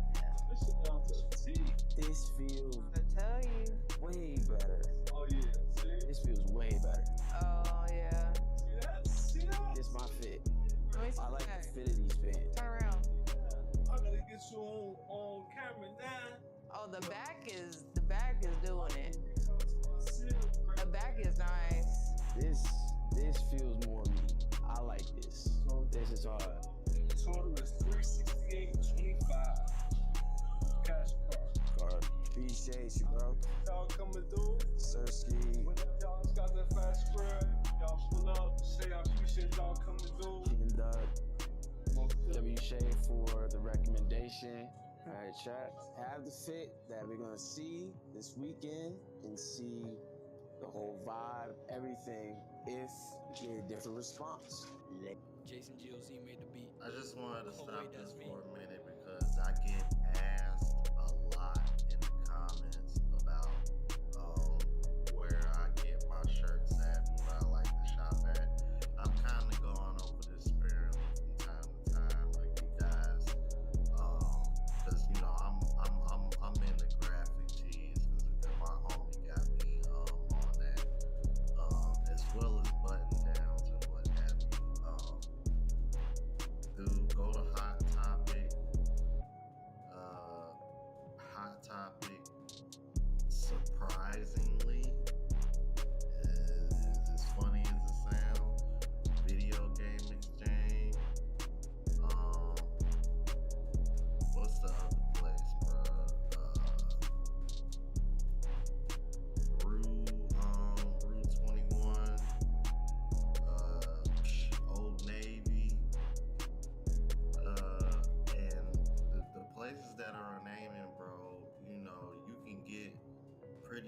graphic t-shirts for like 20 or 30 bucks. Spencers. You're really not gonna break the bank like that at all, man. And then, you know, before you know it, you probably over time you done spent a couple $100, but you got about 10, 12 different t-shirts you can swap in and out from and so forth. And then on I want to say more of a casual button down type of deal. That's when you're gonna see me probably go somewhere like a McAllen's, Lazarus, Buckle, places like that, you know. And jeans, I typically like to go with you know, you really can't go wrong with a good pair of Levi's. And those usually on the low end. Last time I bought a pair of Levi's, you can actually go to an outlet and probably get them as low as maybe like 30 or 40 bucks, give or take. And y'all know when it comes to shoes, it's pretty much Air Maxes and Jordans for me. I keep it pretty simple, but just wanted to put that out there because I get asked about how I dress all the time. But let's keep it moving. And I only wanted to bring that up because I noticed how the brother was kind of like hesitant to go with the first fit that they came out with because he didn't feel comfortable in it and it didn't feel like him. Cause I always advise guys to get things that you like, but something that you're comfortable in and something that makes you look good as well. Like I tend to wear smaller shirts because I like the way they hug my arms and shoulders or whatnot and my back, so that way when women see me they can tell right away like, okay, I can look at him and tell that he works out and takes care of himself. So right off the bat that catches people's eyes, you know. So things like that, you know, that you want to pay attention to, with getting jeans that are stacked, you know, stuff like that, man. And, you know, belt matching shoes, you know, when you dress up, all that type of deal. Y'all know how this shit go on. Let me quit running my mouth. Let's keep it moving. Later that same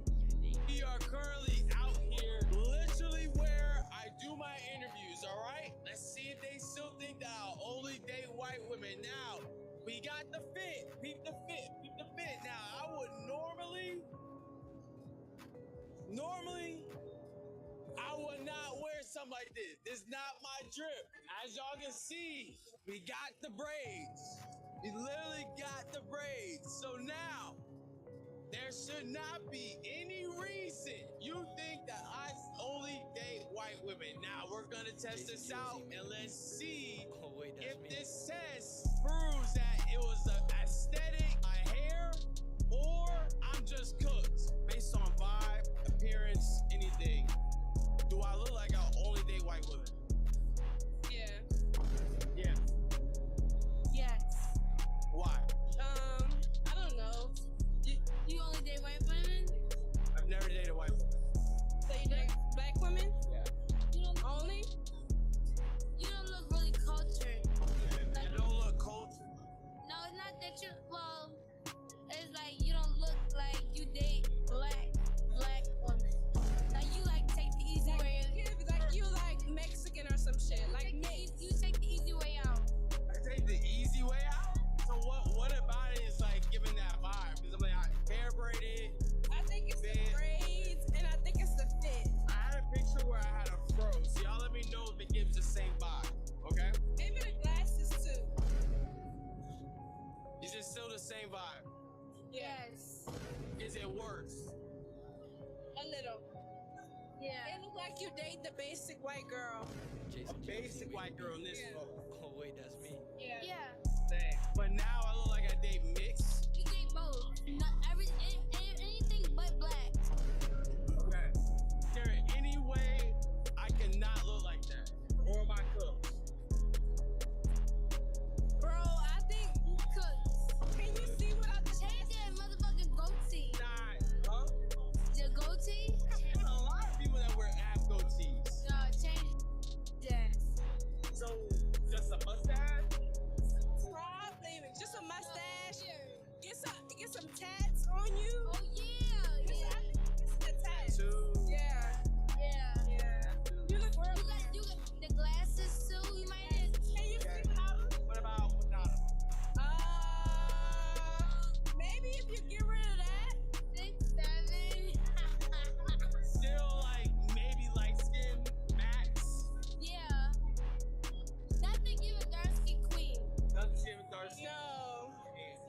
be cooked. I'm tired of this, man.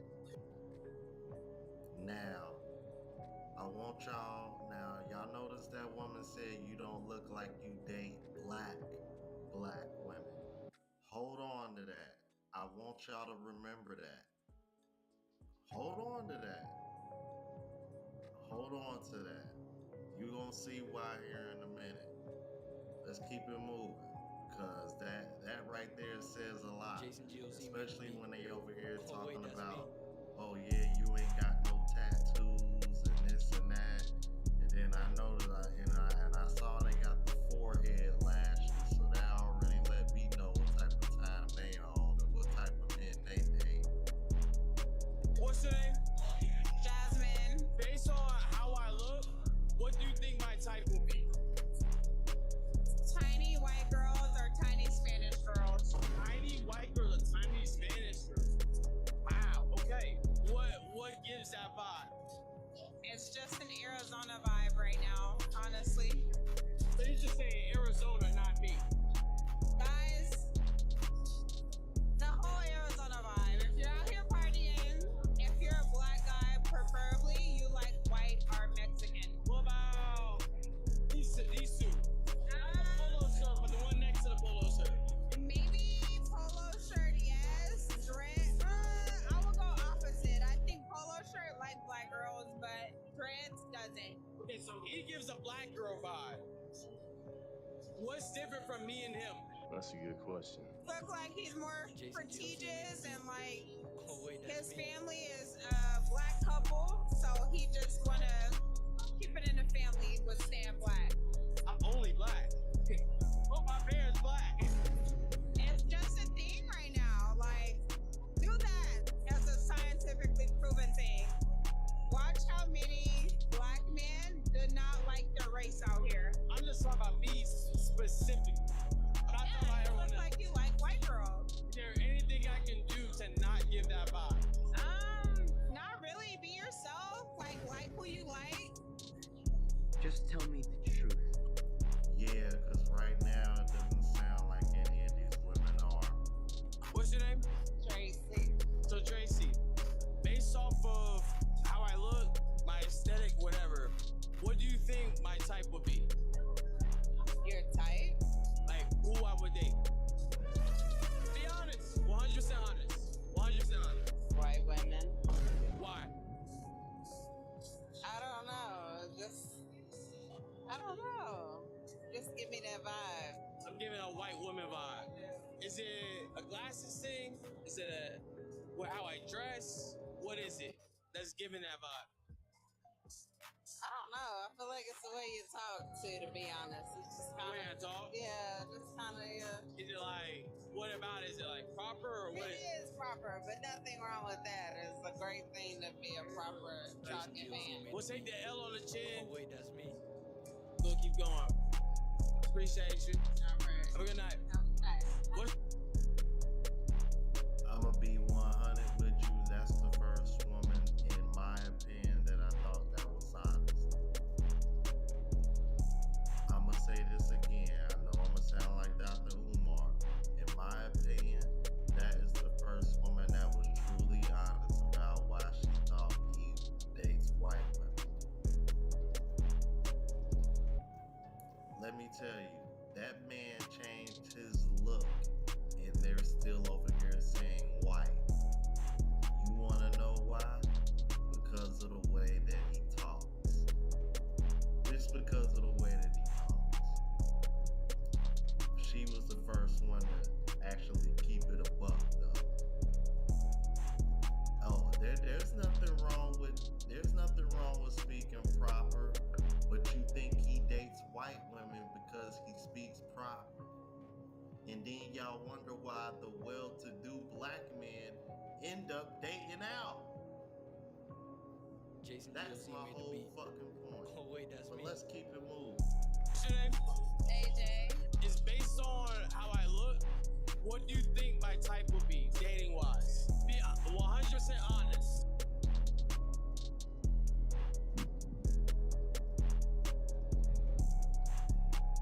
Hispanic? I don't know. Hispanic? Yeah.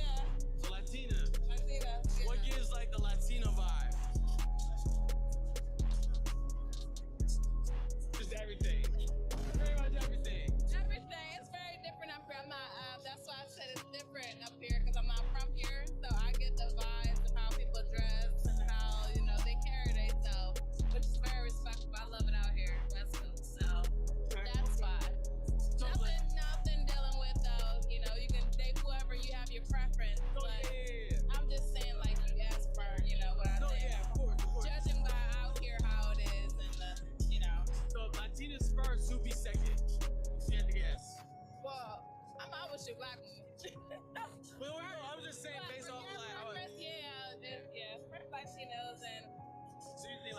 black? I mean, because a lot of people said that I look like I only date white women. So we were trying to figure out what gives that vibe. I can see it. I can see it. What is it? What made you give that? Okay, I can see it. But the way you carry yourself is the way I carry myself. Yeah. When I mean like your mannerism is very nice and everything, but it's not. That's not what I'm talking about. You're very proper. But it's just how the way you're very feminine. How you carry yourself. Proper. Because I talk proper, they're like probably like the white girl. Yeah, that's what I'm saying. That's why. You can't make this show. And again, proper. It came out again. But black women swear up and down that that's just a cop-out. Y'all swear up and down it's just a cop-out. Well, ain't nothing wrong with a man that talks proper. I'm like, right, but y'all automatically assume that those men don't want nothing to do with y'all because of it. Or y'all are turned off, or y'all not attracted to those or want those men. That's why men like that end up dating now. Because those women in those other races, they're not disqualifying those men because they speak proper. made the beat. Oh wait, that's me. And I can speak to this because I've experienced the same thing. Just because my vocabulary is a little bit more extensive than the average black dude from the hood, all of a sudden it's like, oh. Nah, I'm like, I've actually dated all races of women. Like, I'm open to all of them, black included, especially. But this is exactly what women be black women be trying to diminish. But here you see it where a man who literally wants to be with a black woman is giving off the vibe that he only likes white women. And he doesn't really understand why. This is not a black man problem. I will leave the link in the description because this video was like almost a half an hour long, but I know y'all were looking at the counter at the bottom. Just so y'all know, way more women thought that he was a snow bunny, more so than thought that he liked snow bunnies more than black women.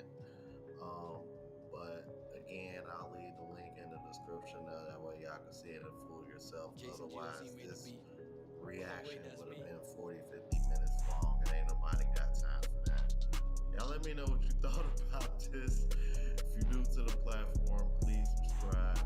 OGs, I appreciate the love and support. Make sure y'all hit that bell notification. That way y'all know when I'm uploading.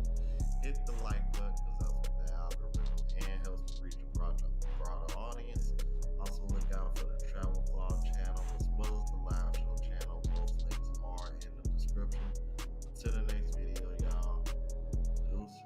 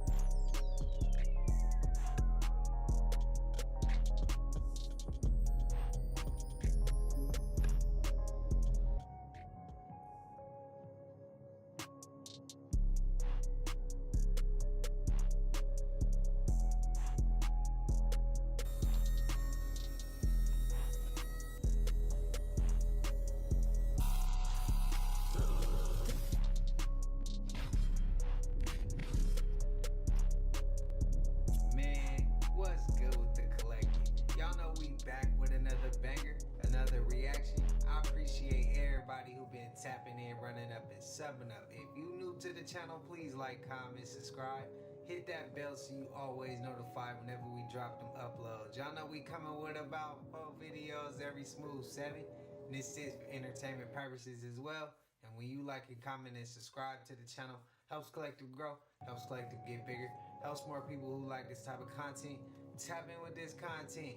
But I just want to go ahead and say, if y'all haven't subbed up, you new to the channel, still all love, man. I wish it was smooth 7. But also, I have been thinking about starting a new vlogging channel where I'm going around the world, around the states, going all over the place, traveling. Y'all get to see the day-to-day look like. I'll show y'all what I'm eating, where we going. Some of y'all in these states, we're gonna be tapping in with y'all, man. We're gonna be meeting some of y'all. How y'all feel about that? Would y'all support it? Would y'all rock with it? Would y'all like to see that? But I ain't gonna hold you. Might be a trigger warning or 2. I hope not. Y'all know what it is. Let's get straight to the video, man. Let's go. Ariana Grande might have accidentally revealed the secrets about celebrities dyeing their hair blonde. Oh, is it call for help? Close. Oh, okay. Close. Yeah? Yo, usually when people start blowing up, they dye their hair blonde. Yeah. Ariana Grande, she was actually on the red carpet and she kind of made a joke. I don't remember. You know what? They did the Brighter Days memory erasure treatment to me, so I'm having trouble remembering the details. They're foggy. What she's referencing is her music video. Made the beat. Oh wait, that's me.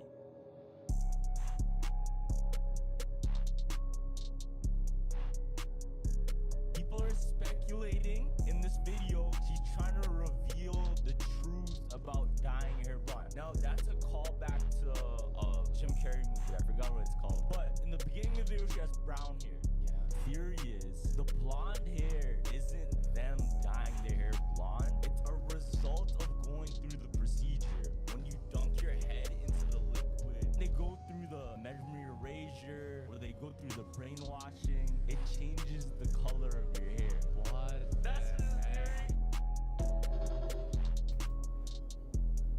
When I put gold in my hair, where it was blonde, I don't want to hear that shit, man. I did it because I just wanted to go that way. I like the color gold. Man, hey, I don't want to hear it because I know somebody in the comments could come for me, bro. What is going on in the skies over El Paso, Texas? It seems like every day there's a brand new sighting of something that doesn't belong in the nighttime sky. A woman and her son were out in their backyard when they heard something flying over that did not sound or look like a plane. Jason GOZ made the beat. She took her wait, phone that's me. and quickly recorded. Take a look at this video. Look at this. What the? Look at that. Holy shit. What is that? What is this? Watch. Dude, what the Excuse the language, but I don't blame them. What the heck was that? It seems like every day we're starting to see different unidentified flying objects over major cities in the US and around the world. What are your thoughts on what the heck that was? Let me know in the comments, and as always, I'd love to hear from you. Y'all heard him, man. Spam up your thoughts. What that was, what y'all think it was. The way we grew up, it'll never happen again. Like, bro, and I just talked about this, I think, on my pod or somebody's pod. Bro, we used to go outside and be outside to the point when we came home and bathed that the tub had to be clean. No bullshit. Like, bro, you a little light. You used to get that black line across your neck. You come home and my dick across your neck. You come home smelling like pennies and socks. What's wrong with you? Dog, niggas used to ride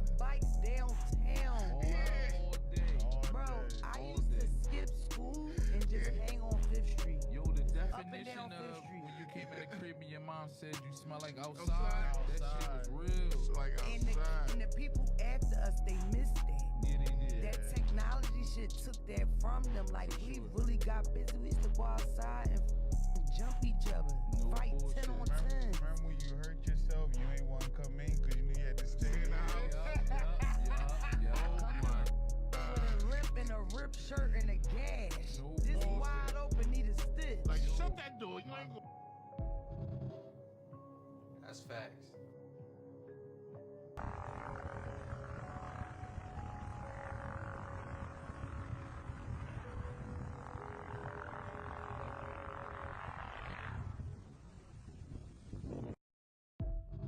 Collective, enlighten me, please. What is going on there? I've seen a clip like that, similar, where it looks like it's like static on the ground or something. I don't think they shooting. That look crazy. And then the dirt and ground start lifting. What is that? Enlighten me, please. I every time I see it, I can't wrap my head around what I think that is. I don't know. The clip before that, it's just a time frame where it's like, again, technology has changed so much. Like I said, when I was teaching at the schools, we used to race each other. Like when we was growing up, we used to have races. Like the where we raced at the lines, we would race each other. Girls, boys, everything. We played ball together. We jumped rope. It was a whole lot of things that we did more actively when I was teaching. Like sports, bro. That shit was gone. Nobody was doing it. It was a few kids playing ball, but that was rare. The courts was always empty. There was no footballs being thrown. There was nobody running and racing each other. It's a different time frame. Kids are different. Society's different. I don't know what happened, man.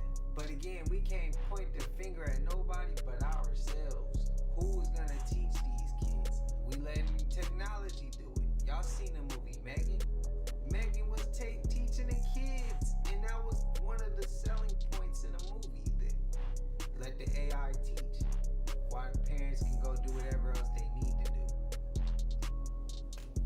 That shit's crazy because when you have kids, it's never about somebody else teaching them. You can't get lazy. You gotta do it, or the world gonna do it, and you ain't gonna like it if the world do it. Let me know y'all thoughts, man. Fuck tornadoes don't hit banks, man. Let that shit sink. Shit, now that I think about it, they don't even hit the prisons or nothing either, huh? Facts. The elite are just selling us the same stuff in different ways. Does anyone else notice we're just going in circles now? It's with everything. Look at streaming services. It is 100% at a point. It's just cable. It is just like cable. There are hundreds of streaming services, just like there were hundreds of channels that you have to pay for separately. They all run ads on them, and you have to have all of them to have access to your favorite shows. That is literally cable, but shittier. Uber just created rideshare where they have predetermined locations that people can meet at, and Uber will come and pick you up among all the other people that show up and drive on a predetermined route to drop people off. That is literally the bus.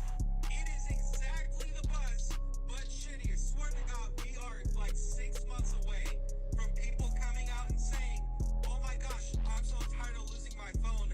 If only there was a way to have it mounted to my wall and connected to a wire so I know I won't lose it and I know it won't drop calls. The elite pulled a fast one on them, and we let it happen. They are literally repackaging old business models and reselling it to us, and we're letting it happen. As always, thanks for watching. Let me know what you think in the comments. Stay weird. They've been doing that. There's nothing new under the sun. They've been doing this.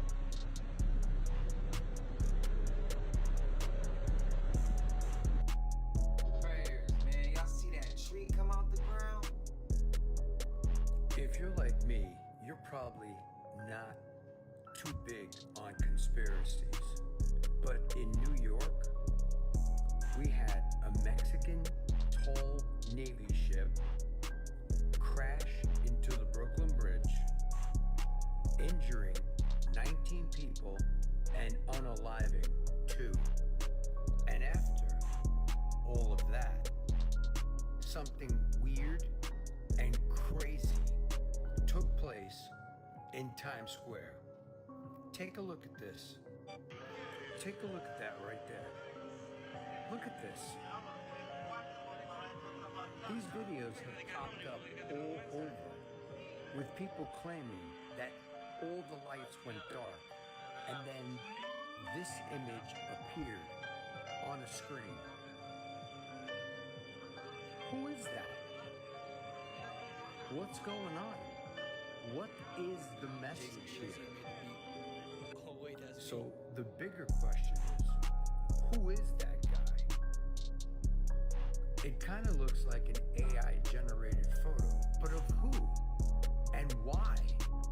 When all the lights went down, that video appeared on all of the Times Square billboards simultaneously at the same time, causing people to start recording and asking the question, what is going on in New York and Times Square?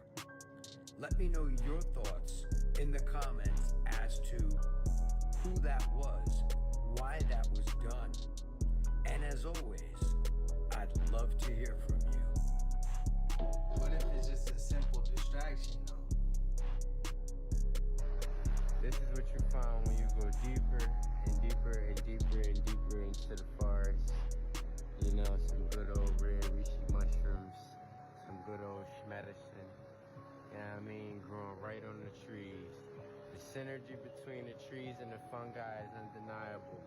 Start studying the trees more. Ways you can study them: take the illumination devices for the ket rods. Refer to the article I just wrote, where you can learn what a ket rod is, what it means, the body of Ra, the illumination devices that help us understand exactly what these are for.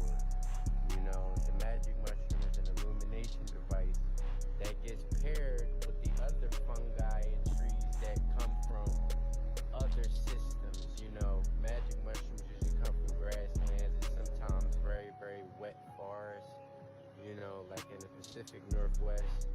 But in order to study these trees more deeply, it's highly recommended that you use your illumination devices.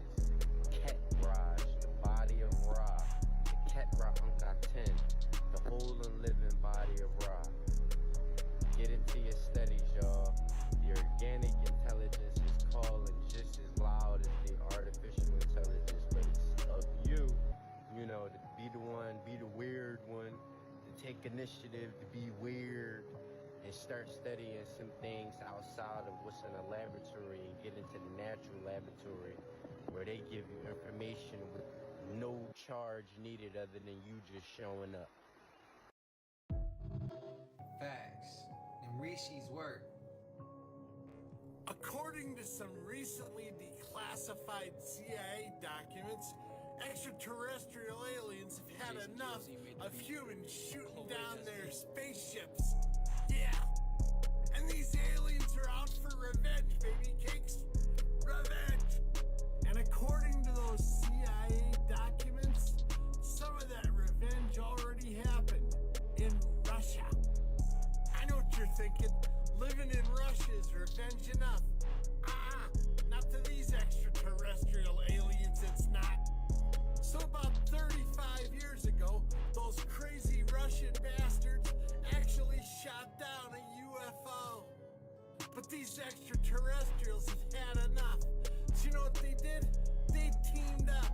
But not like just getting together as a group, but forming into one huge being. Yeah, they got together and became one huge thing, and they attacked those damn Russians.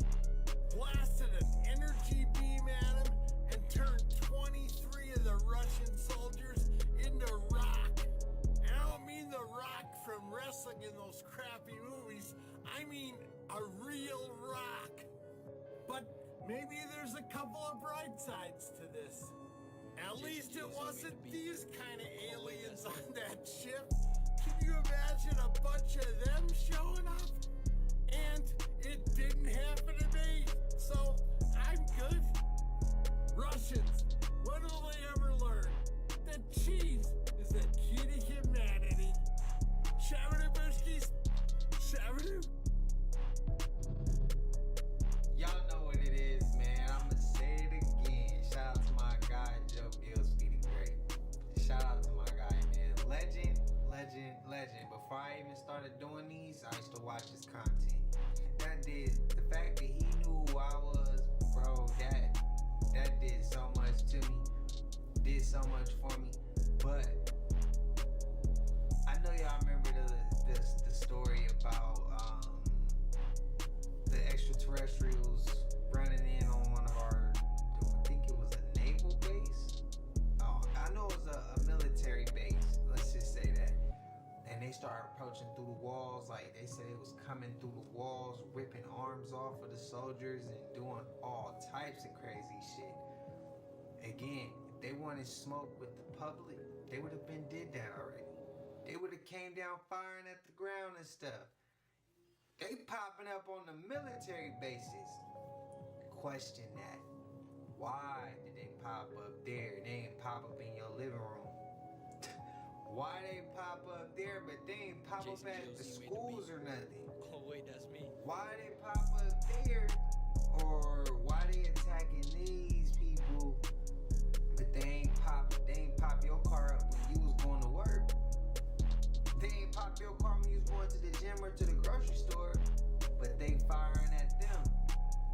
So stop being afraid of them and thinking that they all bad, because they're not all good. There's good and balance.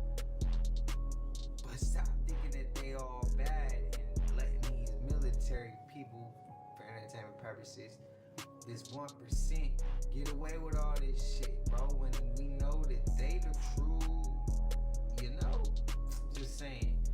How y'all feel about that though? I think that I've been saying, I think that there's two there's the 1% trying to keep us in order, and then it's the extraterrestrials, and they out there too, and I feel like they at war with each other. I've been saying it, and I feel like they've gotten some of the extraterrestrials to compromise and be on the 1% side, and to me, those ones that's on the 1% side, them is the ones that's evil. That's what I feel. I don't care if it's a reach. I don't care if people disagree. But hey, I respect your disagreeing. I respect your opinion if you disagree. I just ask that you respect mine as well. Spam with your thoughts. Why is it Madonna has this tattoo on her wrist? We even see this on our hands. This is the real meaning of hopscotch. This symbol is the Kabbalistic tree of life. It's a diagram that represents how consciousness turns into matter. Every object we see around us began as a thought in consciousness, then manifested down into the material world. Each circle is a force of consciousness. Malkuth is earth. Kether is pure consciousness, pure light, infinite potential. Our body is made in the shape of this diagram. All creation begins in the mind where the brain is, and then manifests down into the material world, Malkuth, the feet. Our feet touch the physical earth. Many well people study this tree. By learning these different forces of consciousness, we can use these forces of consciousness to bring things down into the material world. That's what we call Kabbalistic magic. Or you can use these spheres to ascend back up the tree for spiritual ascension. It's not a coincidence Adam adds up to 10, and Adam was the first person to be created in the Bible, because we are made in these 10 forces of God's consciousness. This is why we have 10 numbers. This is why the Hebrew language has 22 letters for the 22 pathways of this tree. 10 circles, 1 dot, hidden sphere, and 22 pathways, 33. This holds the secrets of 33, and even Christianity is linked to this. Reach.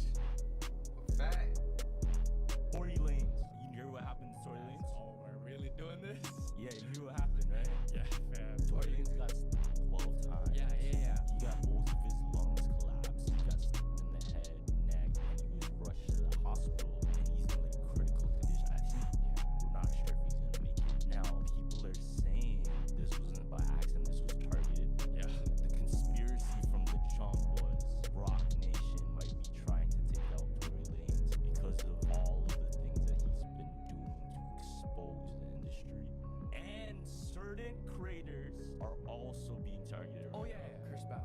Chris Brown posted on his story what he votes. Free Tory. Jason Yeah, he GOZ posted made free the beat. Tory. The next week, Oh, wait, what that's happened? me. He was put into jail. He put on trial for like something that happened in 2023. Whoever speaks up about certain things going on with Tory Lanez case, or even just trying to expose something about Rock Nation, something happens. Chris Brown out on bail now, though. This right here was what they showed on the news, weather report, and even the doomsday fish are acting up. We'll come right back to the 1000th doomsday fish that we've seen so far. But let's check out some unrelated anonymous weather phenomenon. Seems like the East Coast is under some very, very, very hazy skies. You wanna know what these hazy skies remind me of? Derealization. It's unrelated, but it seems like everyone's dealing with derealization lately. What about you? Unrelated, just for attention. I mean, the derealization is just off the chain these days, right?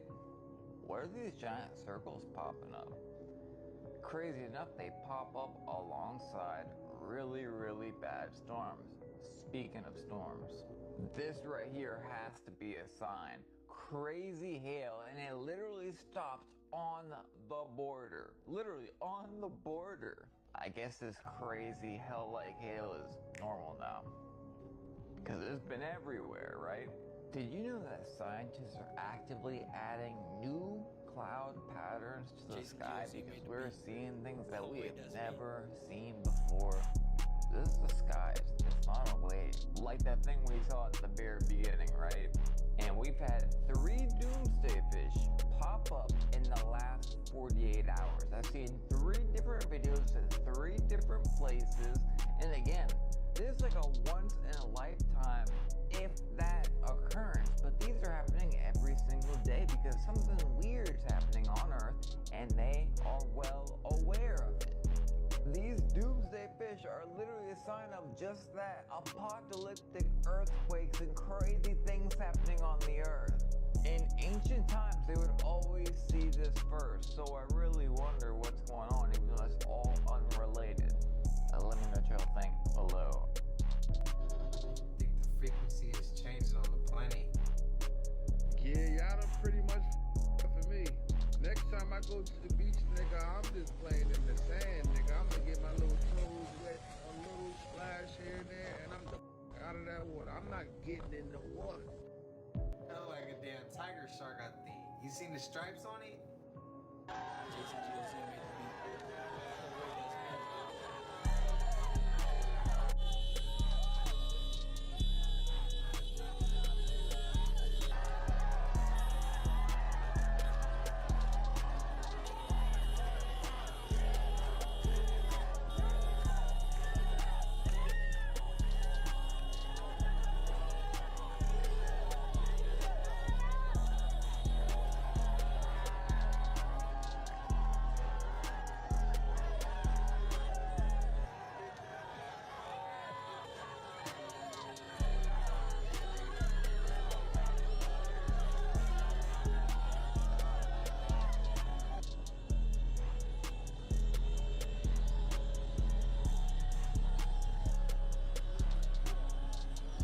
Oh, wait,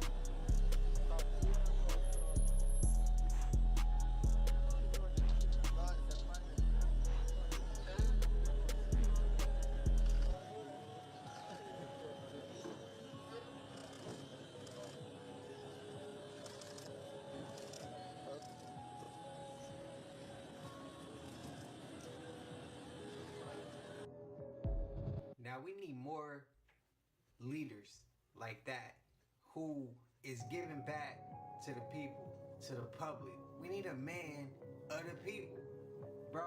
And I don't mean just one side of the people. I mean everybody. Jason GOZ made the beat. We don't have that. It's always the media splits it. The media wants you to choose this or that. They don't want you to choose the right person. They don't want you to choose the right person. I don't know too much about this dude. Not saying he's always the right person, because I don't know. But this is one of the right moves, though.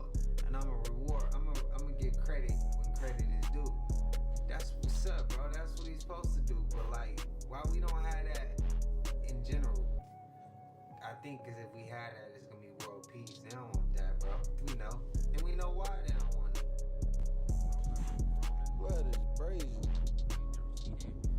My young nigga, you don't give blood start kissing you, pecking at you and shit.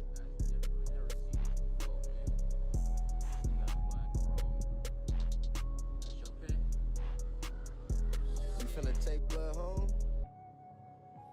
He looking like, yeah, bro. The youth, man, they vibrating high. Seen this? Watch this video right now. This is crazy. Oh, wait, that's me. You're being 4 popular foods you must avoid. Watch until the end because the last one will shock you. Number 1, Smart Food white cheddar popcorn. This one seems innocent, right? Wrong. It's made with some of the worst oils, highly processed and incredibly inflammatory. These oils can wreak havoc on your gut and lead to long-term health problems. Number 2, Cinnamon Toast Crunch cereal. That delicious sugar rush. It comes with a side of BHT, an additive banned in other countries. It's linked to hormone disruption and even switch to steel-cut oats with a sprinkle of cinnamon for a real energy boost. Number 3, Swedish fish. It's packed with artificial flavors and colors that can trigger hyperactivity and even allergic reactions. Swap them for dried fruit or dark chocolate. Number 4, Skittles. This one's shocking. Just one serving, you'd need to run nearly 40 minutes to burn it off.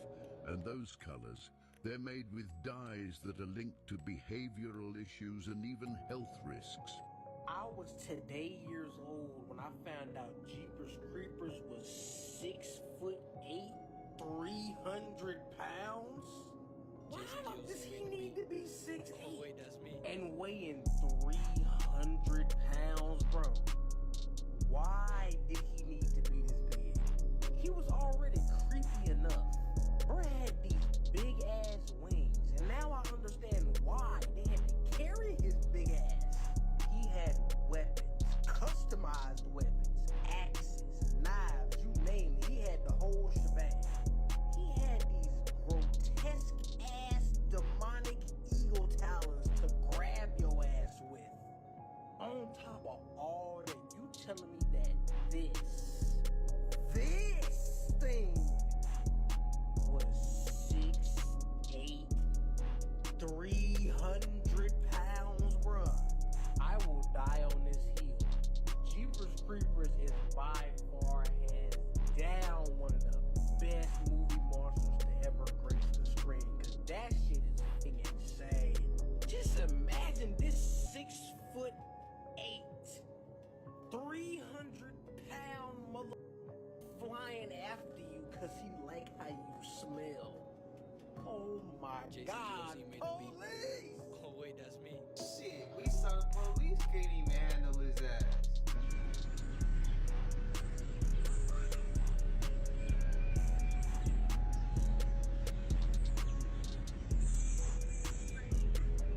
Two-headed deer.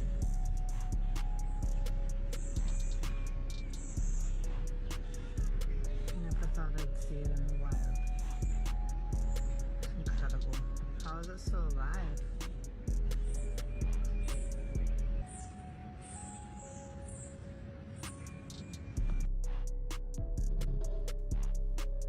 The Matrix, y'all know that saying where it be like, at this moment, he knew he effed up. Y'all ever seen that meme and then they like shows you something else after that? It's like the beginning parts to a meme. Bro, I feel like the Matrix knew right there it messed up. When we saw the two heads and then it was like, I think the Matrix, whoever controlled the Matrix, if it's controlled by anybody or if it just run on its own, whoever was controlling it looked like they knew they messed up. And it was like, oh, bro, how do we get out of this situation? Somebody recorded it literally right now and then it went back to one. There was two heads, bro. And I seen people trying to defend that in the comments when we first seen that clip. I don't think there's no way you could defend that, bro. Y'all let me know in the comments.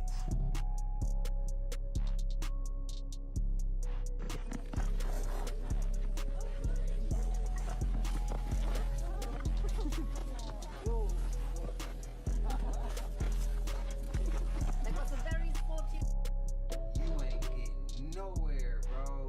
I wouldn't even be playing like that. There's a big old butterfly that circles the entire pancake earth.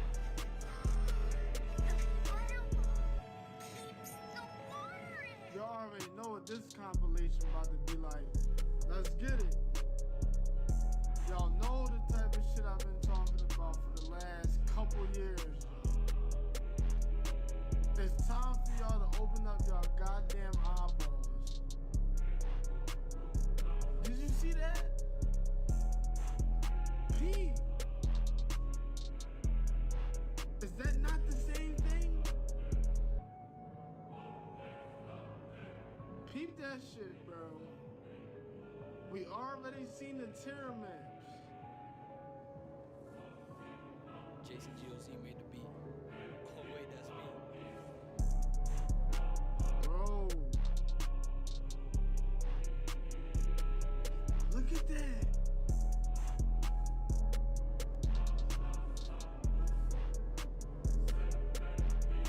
The truth is always right there in front of us. Literally. Day to day. Guys, come on, guys. Astrology. How do you think that we go off astrology signs? You feel me? The creator of NASA, Von Braun. The heavens declare the glory of God, and the sky proclaim the work of his hands. To my globe, to my people who believe it's a globe, I'm not even about to ask you, do these clips change your mind? I'm gonna ask one question, and I really will love for everybody that believe it's a globe to comment on this, please. NASA. We've seen that NASA has lied numerous times. We've seen what NASA truly means. We've seen pilots tell the truth. Jason GOC We've made seen the moon landing people tell the truth. Without even telling the truth. Some willingly and unwillingly telling the truth. How can you sit there and still believe them when they told you it was a globe? We never thought it was a globe until they said it, right? So how can we believe them? If you believe in the Bible even says there's a firmament. How can you go against that? Those are the questions that I had. And I don't mean that disrespectfully. I literally asked me a question just so we could be on the same wave here. So you can understand where I'm coming from and I can hear you out and understand what you coming from. Because even though I don't agree with you, I'm still willing to understand and hear you out and try to meet you halfway and listen respectfully. Because I know a lot of people in the world won't do that. And I ain't sending no insults. You believe it's a globe. I don't care to disrespect nobody. I just want us to have a conversation. So y'all spam it up and let me know, please. Please. Jason GOC made the beat. Oh, hey. Wait, that's me. This guy just comes and hangs out with my grandma every so often. We think it's my grandpa, because, you know, why wouldn't it be? Yeah. Look it, there's my grandma. And every time he sees her, he just starts talking.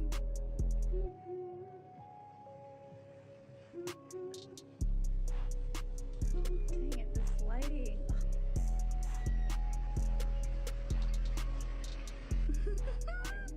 Get over those eyes. I know.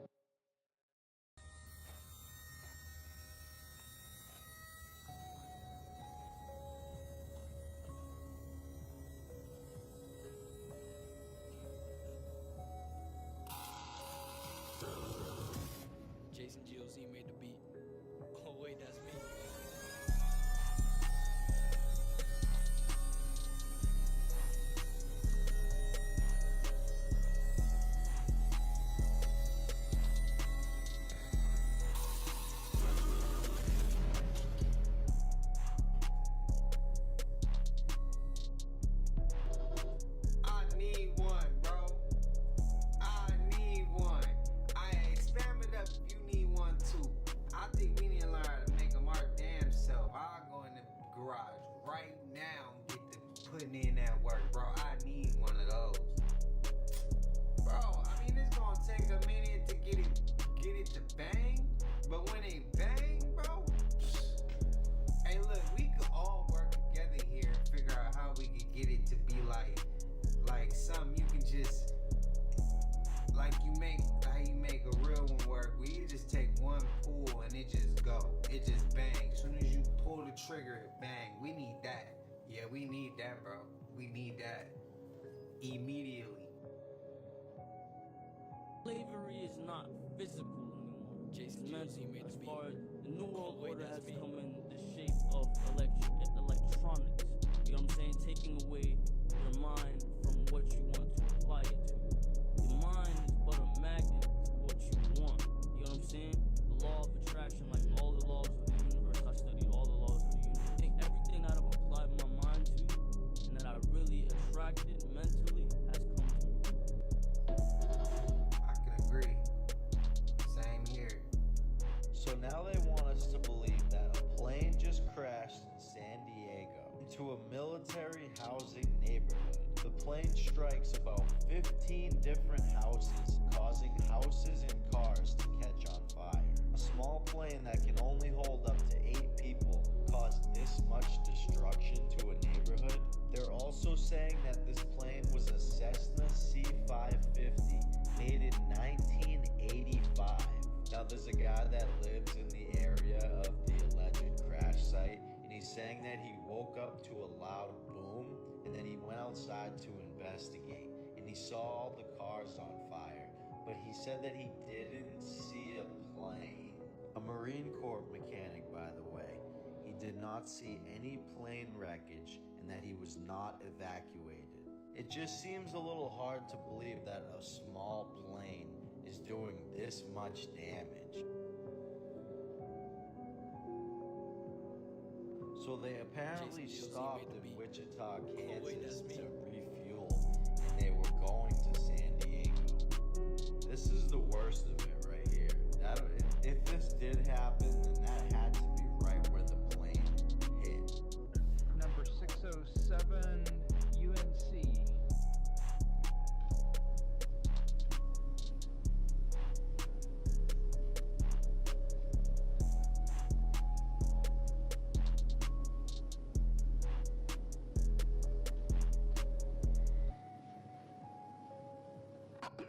It's on. Everybody, I'm locked in a firmament and I'm stuck in assimilation. Name and address, please. Oh yeah, my name. I'm from the Peroma. That's like in the heavens. It's like the same as heaven, but it's different. And I came to talk about Trump because I love Trump, and y'all disrespected Trump, and y'all don't know that y'all devils, and y'all come from the devils. Y'all fell from heaven. And y'all don't know that Trump is good. He black stuck in another body because the world of assimilation and everything is reincarnated. Oh, sorry. Jason GOC made the beat. Oh wait, that's me.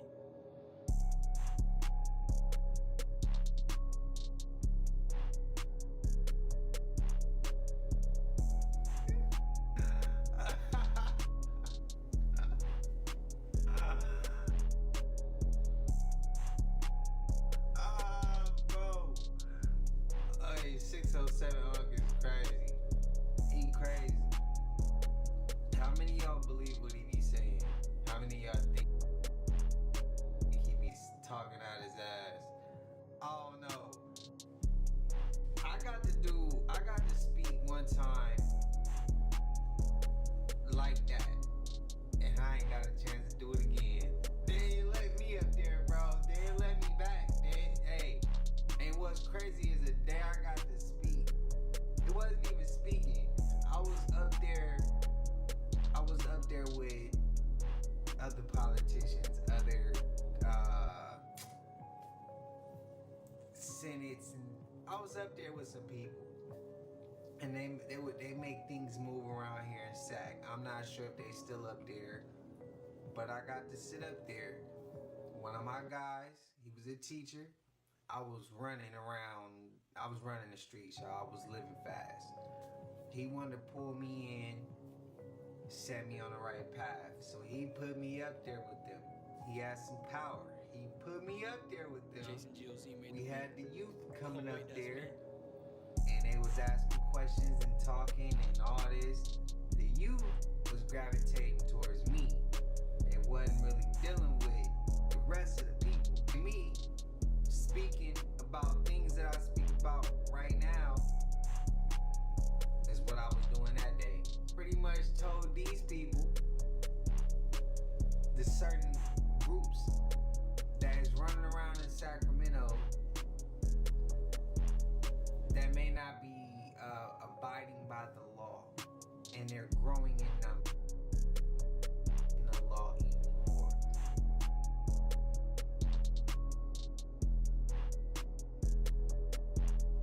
The police, these people sitting with, should come to these neighborhoods and actually sit with these people, actually have talks with these people, actually have community days with these people, actually show that they won with these people, that they're not judging these people, but they're here to help these people because they're in position to help these people. Jason GOC made the beat. Y'all think I got another chance to be up there again? And guess what happened? Throughout the day of that, I received 2 random ass tickets on my car. I can't make this shit up. My guy who put me in with this opportunity, he knew what it was. He paid the tickets for me, but yeah, I never got a chance to speak to the youth again at that type of level. Never. I wonder why.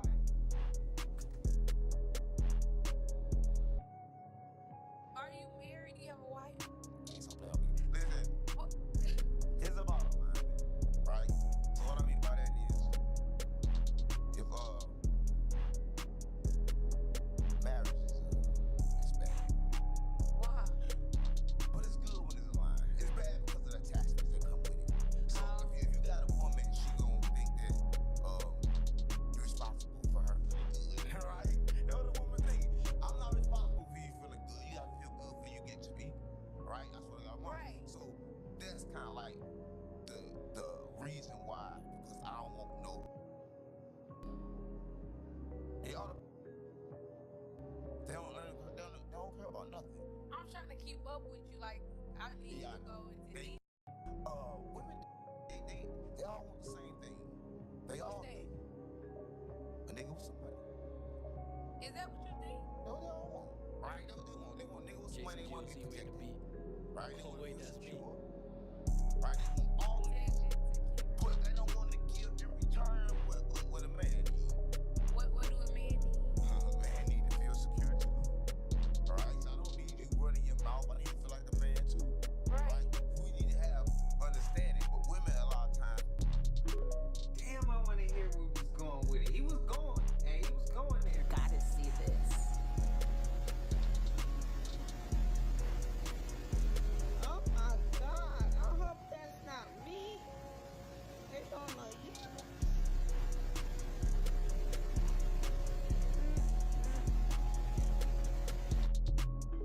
Where's all that meat coming from, bro? It's dripping from the wall. Just wash the vinegar off and let me show you what the chicken Walmart is selling. Look what the vinegar did. It opened up the fake chicken. This is that science lab made meat. Look at this shit. It's like stringy. You could tell like they strung it together and put it. This is raw. This is not even cooked. The vinegar opened it up this way. This is disgusting. I will never buy this shit again. Yeah, I buy meat from Nugget, places like that. We get a lot of questions sometimes, like when people buy our meat, they're like, "Well, I opened it up and it's not red. Why isn't it red?" And the reason is because the only way to keep it red is they pump gases into the packaging that artificially create a red color.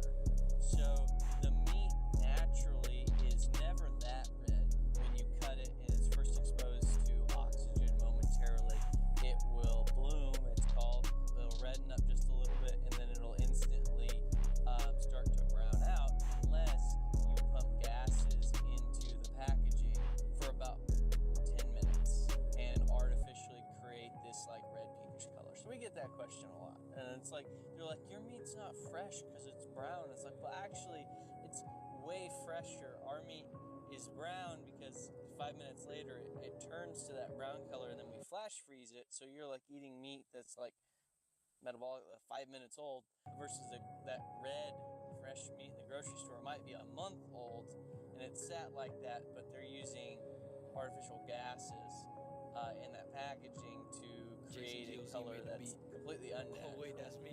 So how would people know is there anything on a package that someone... Oh no, they don't have to declare it. If your packaged meat looks bright red, then it is filled with artificial gases to create that. Meat doesn't look like that. But like no one knows that. Looks bright red and juicy, but this piece of meat is not safe to eat. Believe it or not, it's been sitting out for 11 days. So how could it still look so fresh? It's because it's being packed and gassed in a special process that most people never heard about, using carbon monoxide, carbon dioxide, and nitrogen, which keeps the meat looking fresh and bright red. We left 2 cuts of lamb out at room temperature.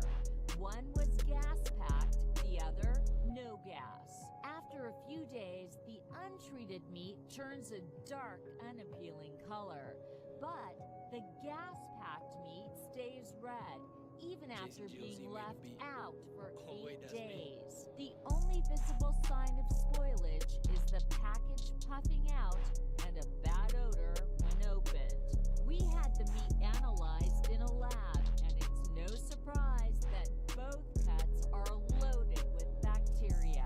The color of the meat doesn't necessarily indicate it's fresh. I'm not gonna lie, like I knew it was something with the red, but I couldn't explain it if my life had depended on it. I needed to hear that. I couldn't explain that.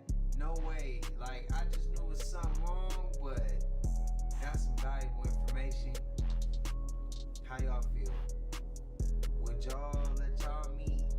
Would y'all be comfortable buying meat that's been 11 days old? I mean, I'm sure we all have done that on accident. We all have done that prior to not knowing. Whether we knew this now or we knew this before now. That shit's some crazy work, bro. According to Department of Homeland Security reports, Facebook has replaced almost every other CIA information gathering program since it was launched in 2004. After years of secretly monitoring the public, we were astounded so many people would willingly publicize where they live, their religious and political views, an alphabetized list of all their friends' personal email addresses, phone numbers, hundreds of photos of themselves, and even status updates about what they were doing moment to moment. It is truly a dream come true for the CIA. Much of the credit belongs to CIA agent Mark Zuckerberg, who runs the day-to-day Facebook operation for the agency. The decorated agent, codenamed the Overlord, was recently awarded the prestigious Medal of Intelligence Commendation for his work with the Facebook program, which he has called, quote, the single most powerful tool for population control ever created. Among the biggest successes of the Facebook program is Operation Farmville, which the CIA credits with pacifying as many as 85 million people after unemployment rates rose. I don't think we had to be told that this is happening. I don't think we had to be told that. I did at least. If you did, I apologize and I hate to break it to you. And I know how pissed off you are probably watching this right now. You probably have to think about it like, damn, bro. Oh wait, that's me. But let's ask this question. How many people do we know who didn't posted their criminal activity and got caught for that shit? I done known a few people who posted criminal activity and got caught for the same shit they posted and didn't even know they had feds or police officers or anybody like that watching they shit. And they went and did time, still doing time. So to see this is like, I mean, but they got full control anyway, bro. They could just go holler at the IRS if they wanted to. They get all your information. They can go holler at, bro. They can just go looking down, just go to your cities and run the surveillance. There's cameras everywhere. They can find out where you stay. There's so many ways, bro. It's just crazy. It's scary. It's crazy.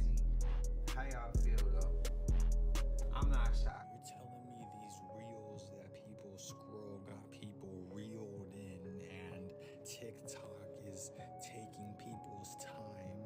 And then I was like, wait a minute, algorithms got people hypnotized, and rhythm also happens to be the oldest form of inducing a trance. This is shamanism. Rhythmic breathing while drumming puts you in a trance. But there's no etymological ties between algorithm and rhythm. An algorithm is a set of sequences that dictate behavior. But wait a minute, rhythm is a set of sequences that influence behavior. So what's really going on? Are these things being channeled from somewhere, a different level of reality, almost like spirits? Are spirits just symbols? Is Jesus just a symbol? Is Buddha just a symbol? Or is that just half the truth? Well, a television, you stare into a black mirror and it tells you a vision. Your phone is a black mirror, and black mirrors are used by witches to scry and channel spirits. What's really going on? Spelling, casting spells, grammar, grimoire. Is this half the truth or just coincidence? What's happening? Then you add any emojis and the symbols of the emojis, what they represent. How did these people turn into these people? We're gonna start it off by clarifying that the people they found on the East Coast were dark copper-colored people. Alright? Looking like these women. That's me. But somehow they turned into these type of people. Right? Possibly the same way these people turned into these type of people. Alright, so look at this land. I want to focus on a certain time frame between the 1700s and the late 1800s. School really twisted our history, alright? Wars going on. People were losing their land. Treaties were being signed by infiltrators, alright, with this new form of government. Meanwhile, while all that's happening, 5 million immigrants arrive, right, to the land of opportunity. So, America originally applied to the copper-colored races, as we know. But now, it applied to the descendants of Europeans. So this turns into this. Black farmers losing millions and millions of acres of land, right? All the way down to 0.5%. The great land robbery. Jason GOZ made the beat. In this, we wait, all that's know me. about Tulsa. And so much more atrocities.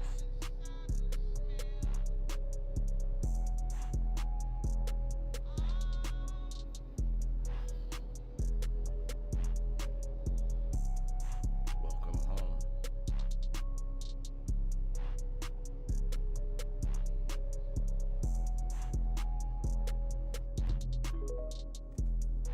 Shout out to Rashad Poet, man. How y'all feel? Also, spam up what he was pointing at in that picture. Spam up what he was pointing at. If y'all know, let me know.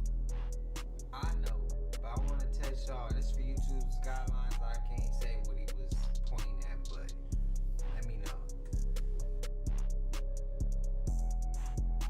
A lot of people have asked, why is no one talking about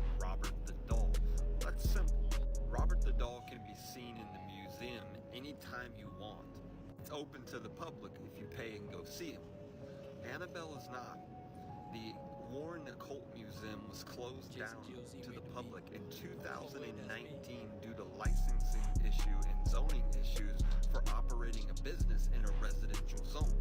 People can still go to the Warren Museum, but it's by appointment and it's select researchers or people only. Basically, if you're not someone in the paranormal industry or the psychic community, you're not going to get into that museum to see anything. We're talking about a very small group of people that are actually allowed to go there. That's why there's more attention around Annabelle, as Annabelle is more popular than Robert is. Both of them are haunted on their own and have their own capabilities. Those are two dolls you would never want to put side by side with each other, let alone another one called Penelope. So that is the difference between Annabelle and Robert the doll, and reason why there's more focus on Annabelle than there is Robert, because you can see Robert anytime you want at the museum. You can't just go see Annabelle whenever you want, only when they bring her out, unless you're part of that select few. Demon is D-mon. Mon is moon, meaning emotion. D means negative. A demon is a negative emotion which possess your mind, body, and spirit. You have a physical and an astral body.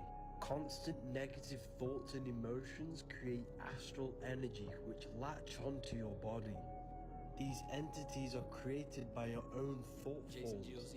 You feed them by giving them mental and emotional energy. Every addiction you have is an astral entity that you have created.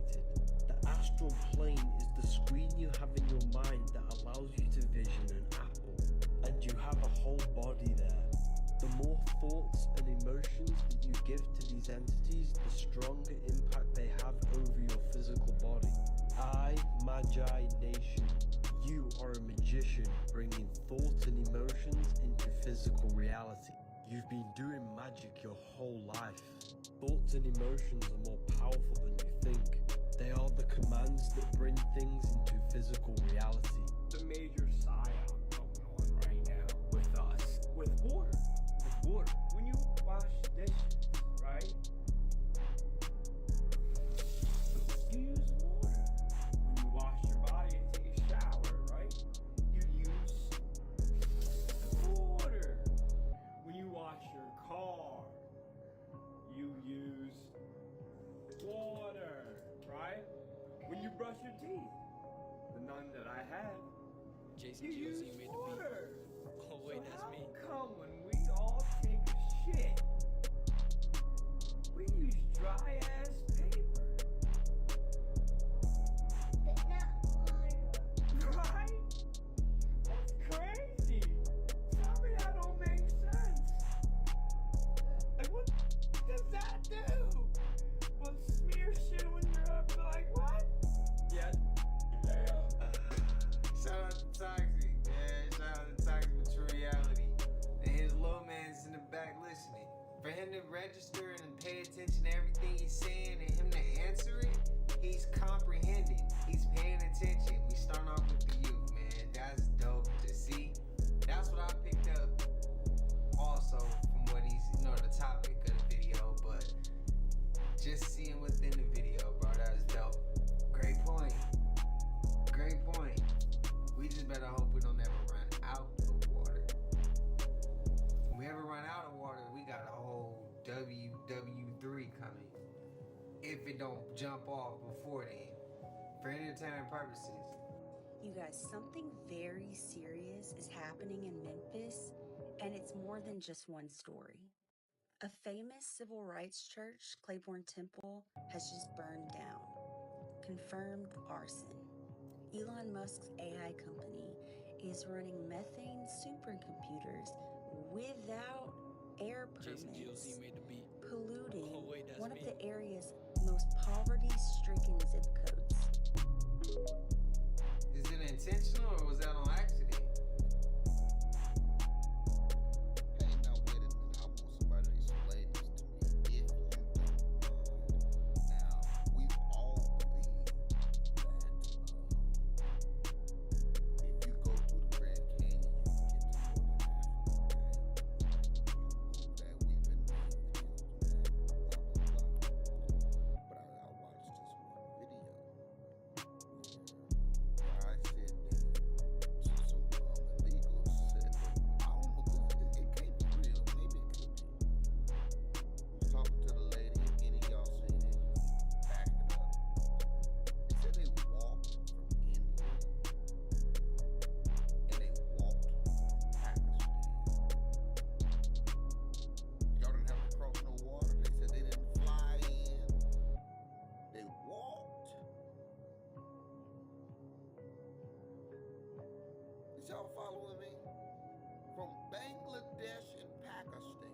Jason GOZ made the beat.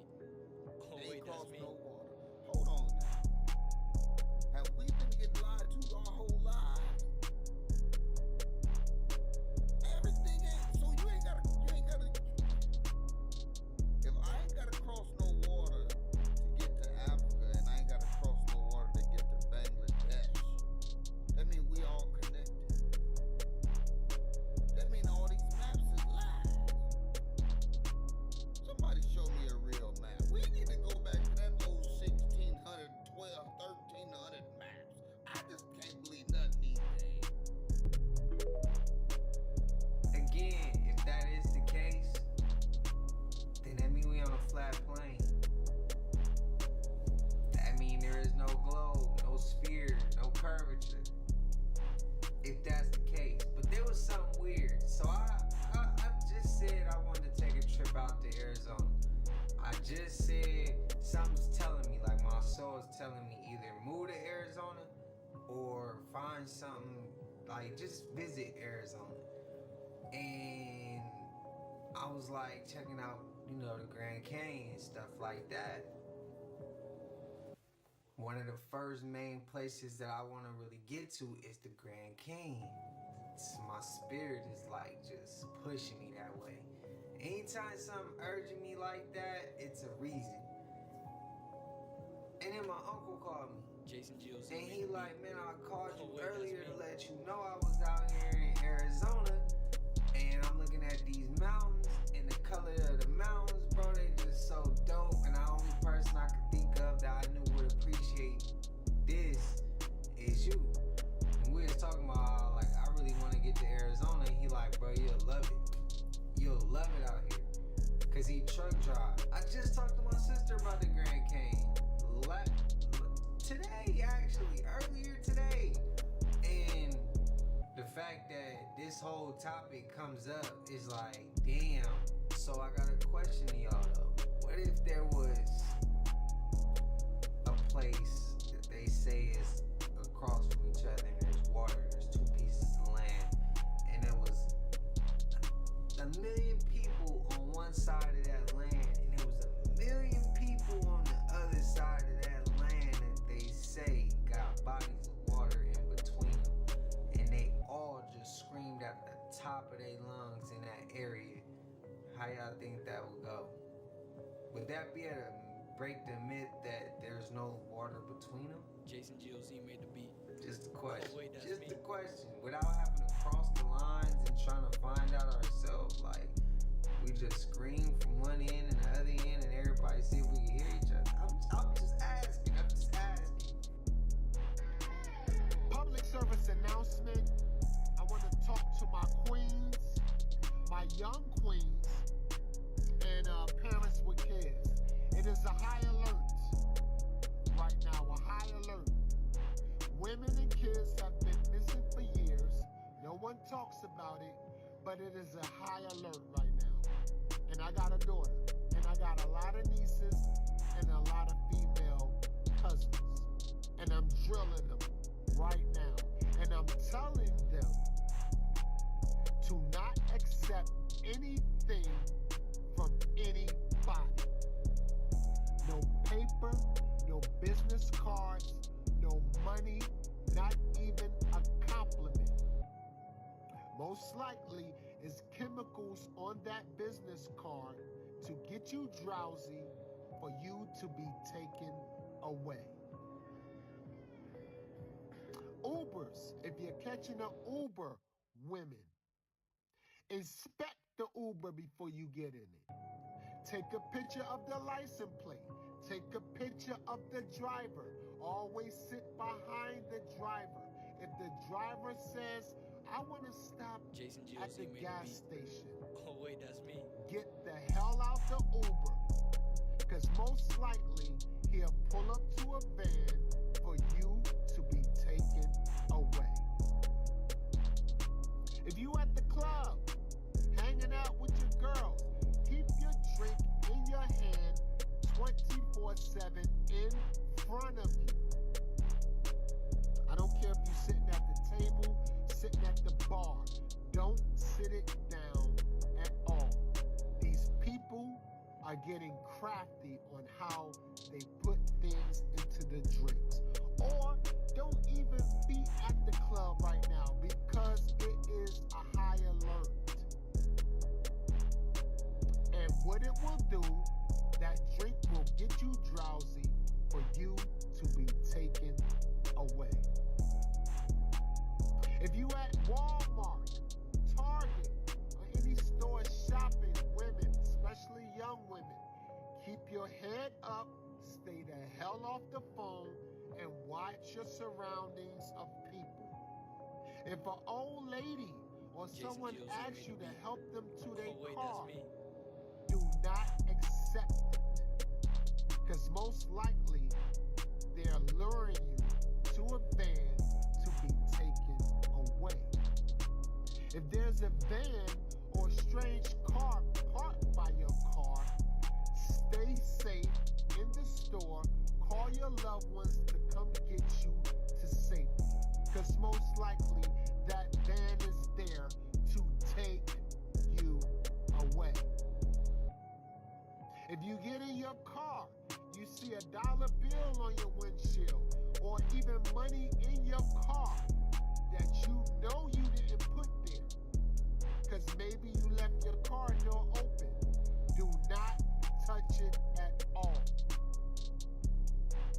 Go back in the store, call your loved ones to get you out of there, because most likely that money is there for a purpose to drug you, for you to be taken away. I know it's summertime. A lot of people want to go to the islands, especially young ladies. My daughter just did it with her friends. And I'm sure a lot of parents let their daughters go when they're of age. Young ladies, don't let the locals tie no ribbon to your ankle, your wrist, your arm. Don't let them put no trinkets on you at all, because most likely they're targeting you to be taken away. Parents with your kids, keep your kids to your side at all times. When you're getting in your car, put your kids inside the car you're getting in. And always lock your doors. Before getting in the car, inspect inside of the car. Put your kids in the same side that you get in. Maybe even the same door. And you get in and you lock the door immediately. Because most likely, when you put them in from the other side and you walk around to get in your door, someone will open that door and take your kids away. If you get bumped while driving your car at night, ladies, if you get bumped from behind, don't get the hell out the car. And that goes for men too.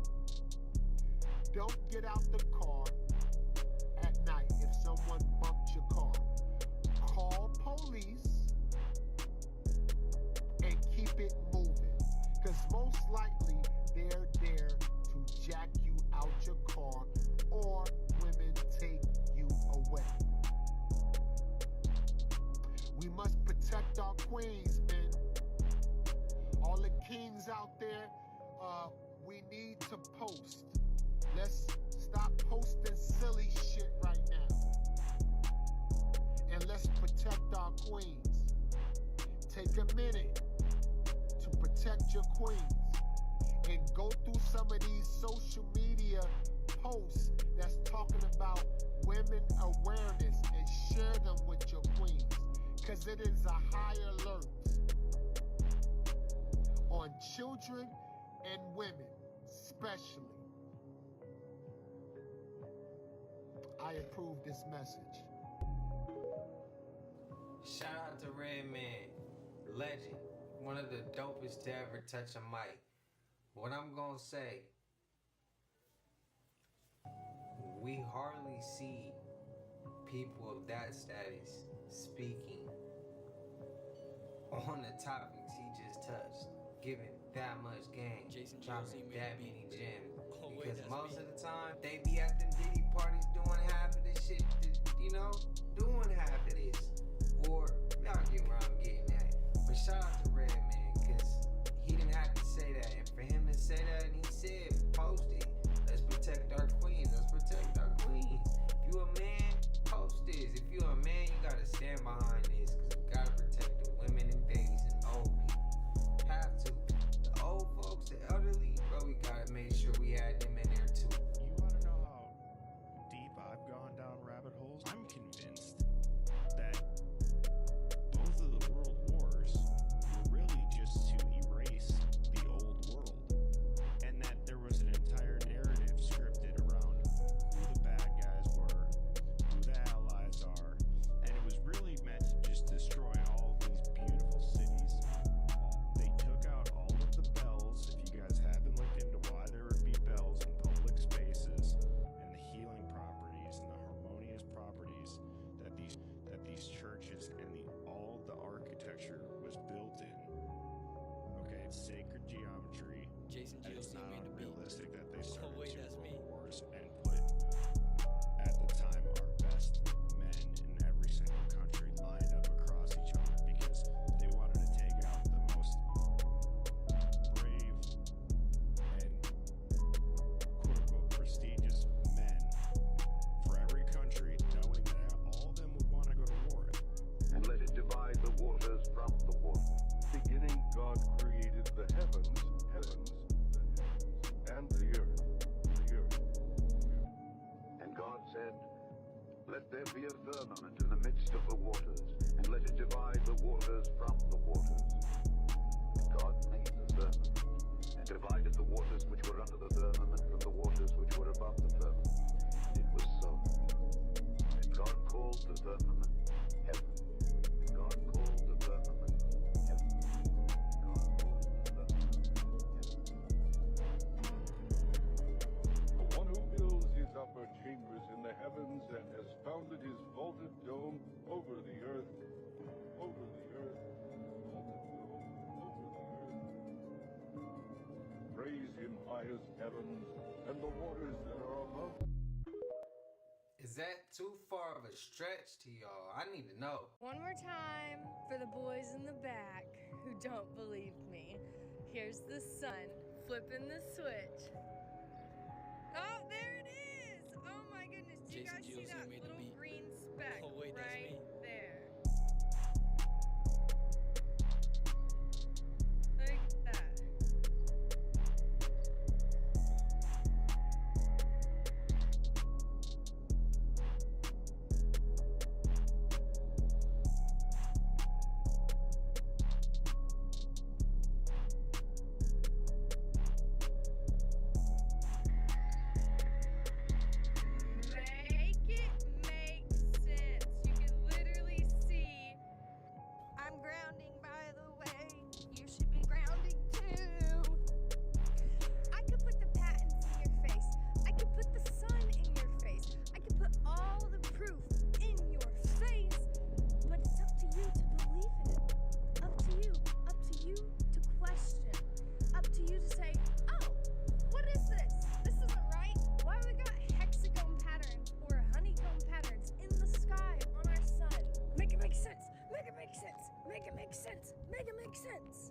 Prove to me I am wrong.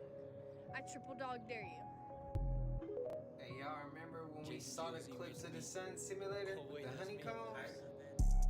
Everybody could be a billionaire, but everybody can't have $1 billion worth of resources. I went on this journey trying to figure out what money is and how it's created, and this is what I came up with. Now, I'm new to this, so if I make some mistakes, if you could correct me, that's cool. Alright, we'll start with the Federal Reserve. The Federal Reserve prints money, and it's made of 12 banks. Boston, New York, these are all the cities, but they're also banks. The problem is the banks that everybody uses, some of these banks sit on the chair board for this Federal Reserve, right? Federal Reserve prints money.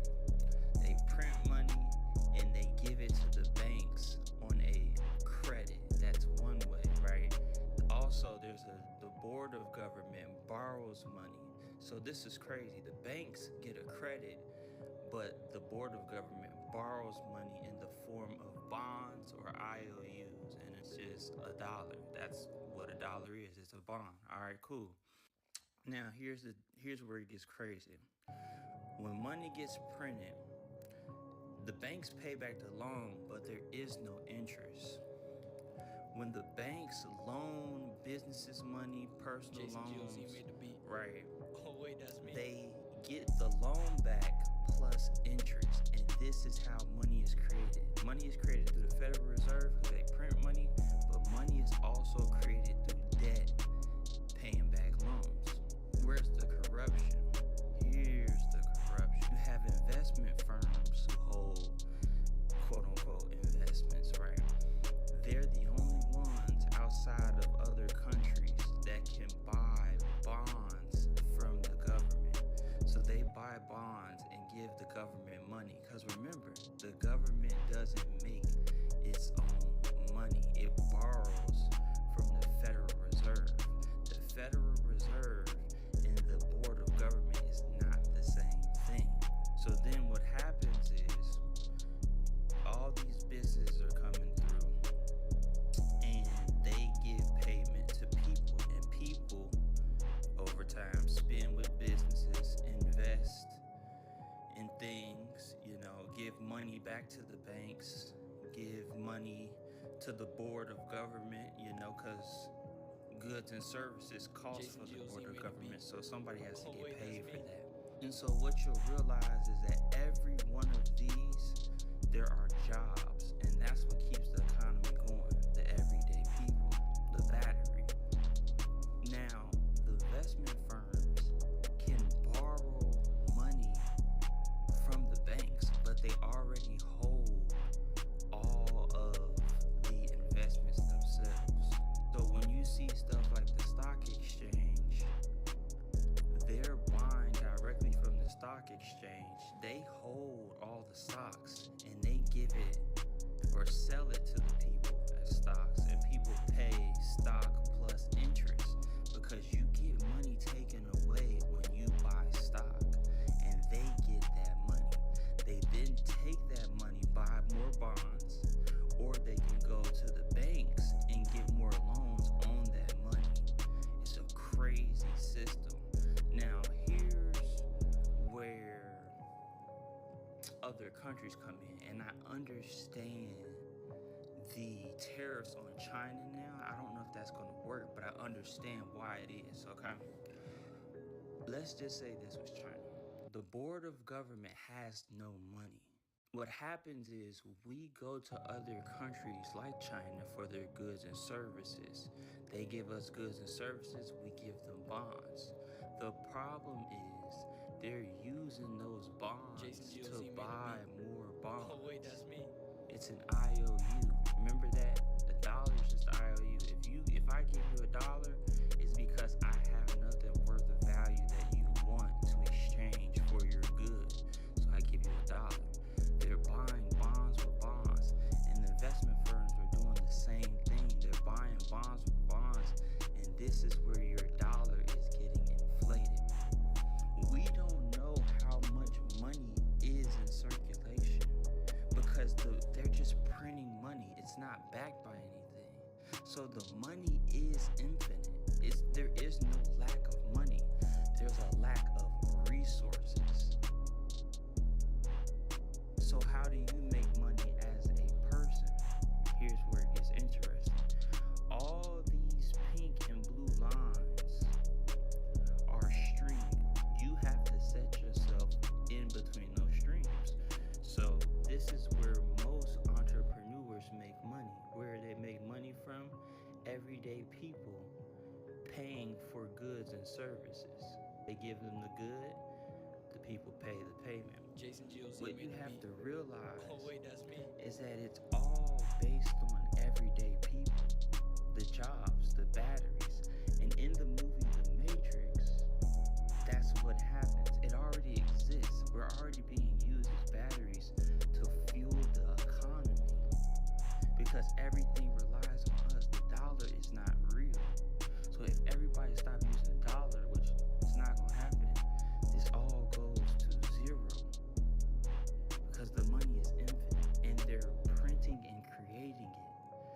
this system, and there's no stopping this because the government won't stop it. So think about this.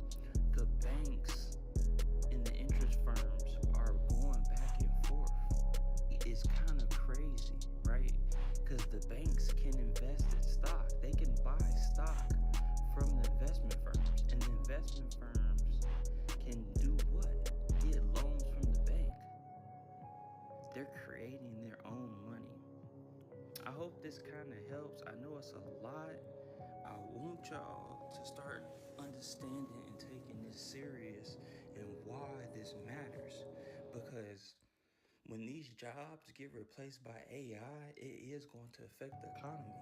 And we're not going to be able to transfer money between each other so easily as now, because there will be basically no jobs. There will be haves and have-nots.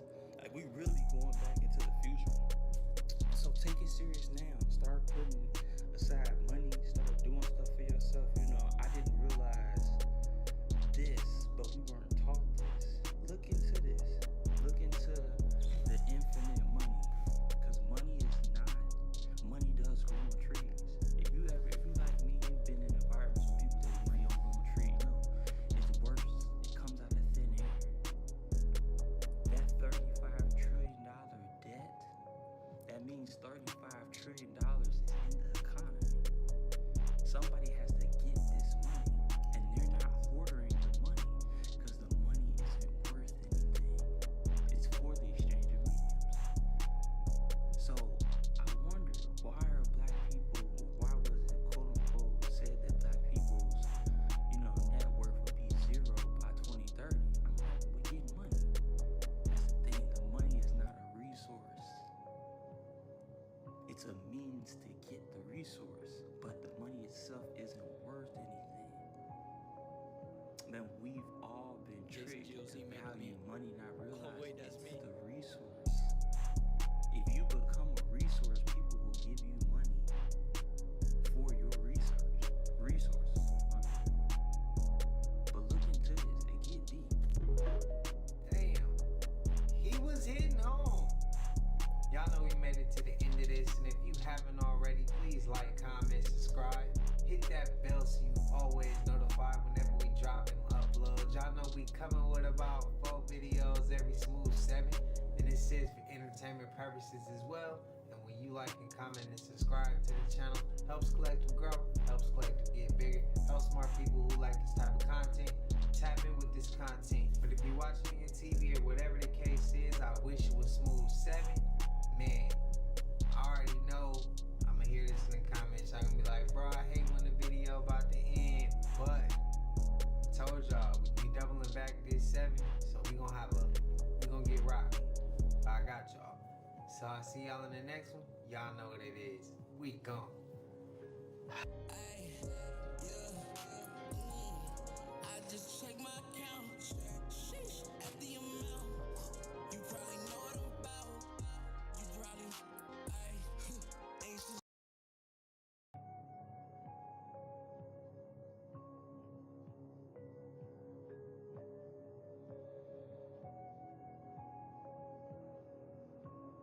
Jason GOZ made the beat. Oh wait, that's me.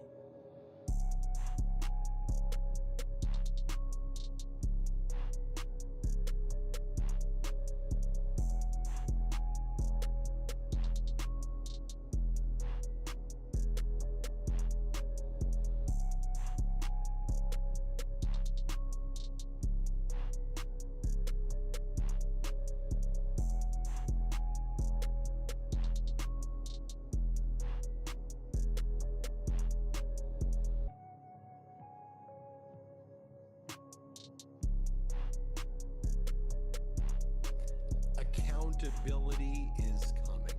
Accountability for survivors.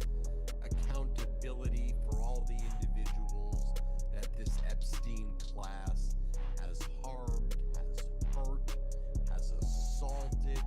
Accountability is coming, and right now we're seeing that internationally.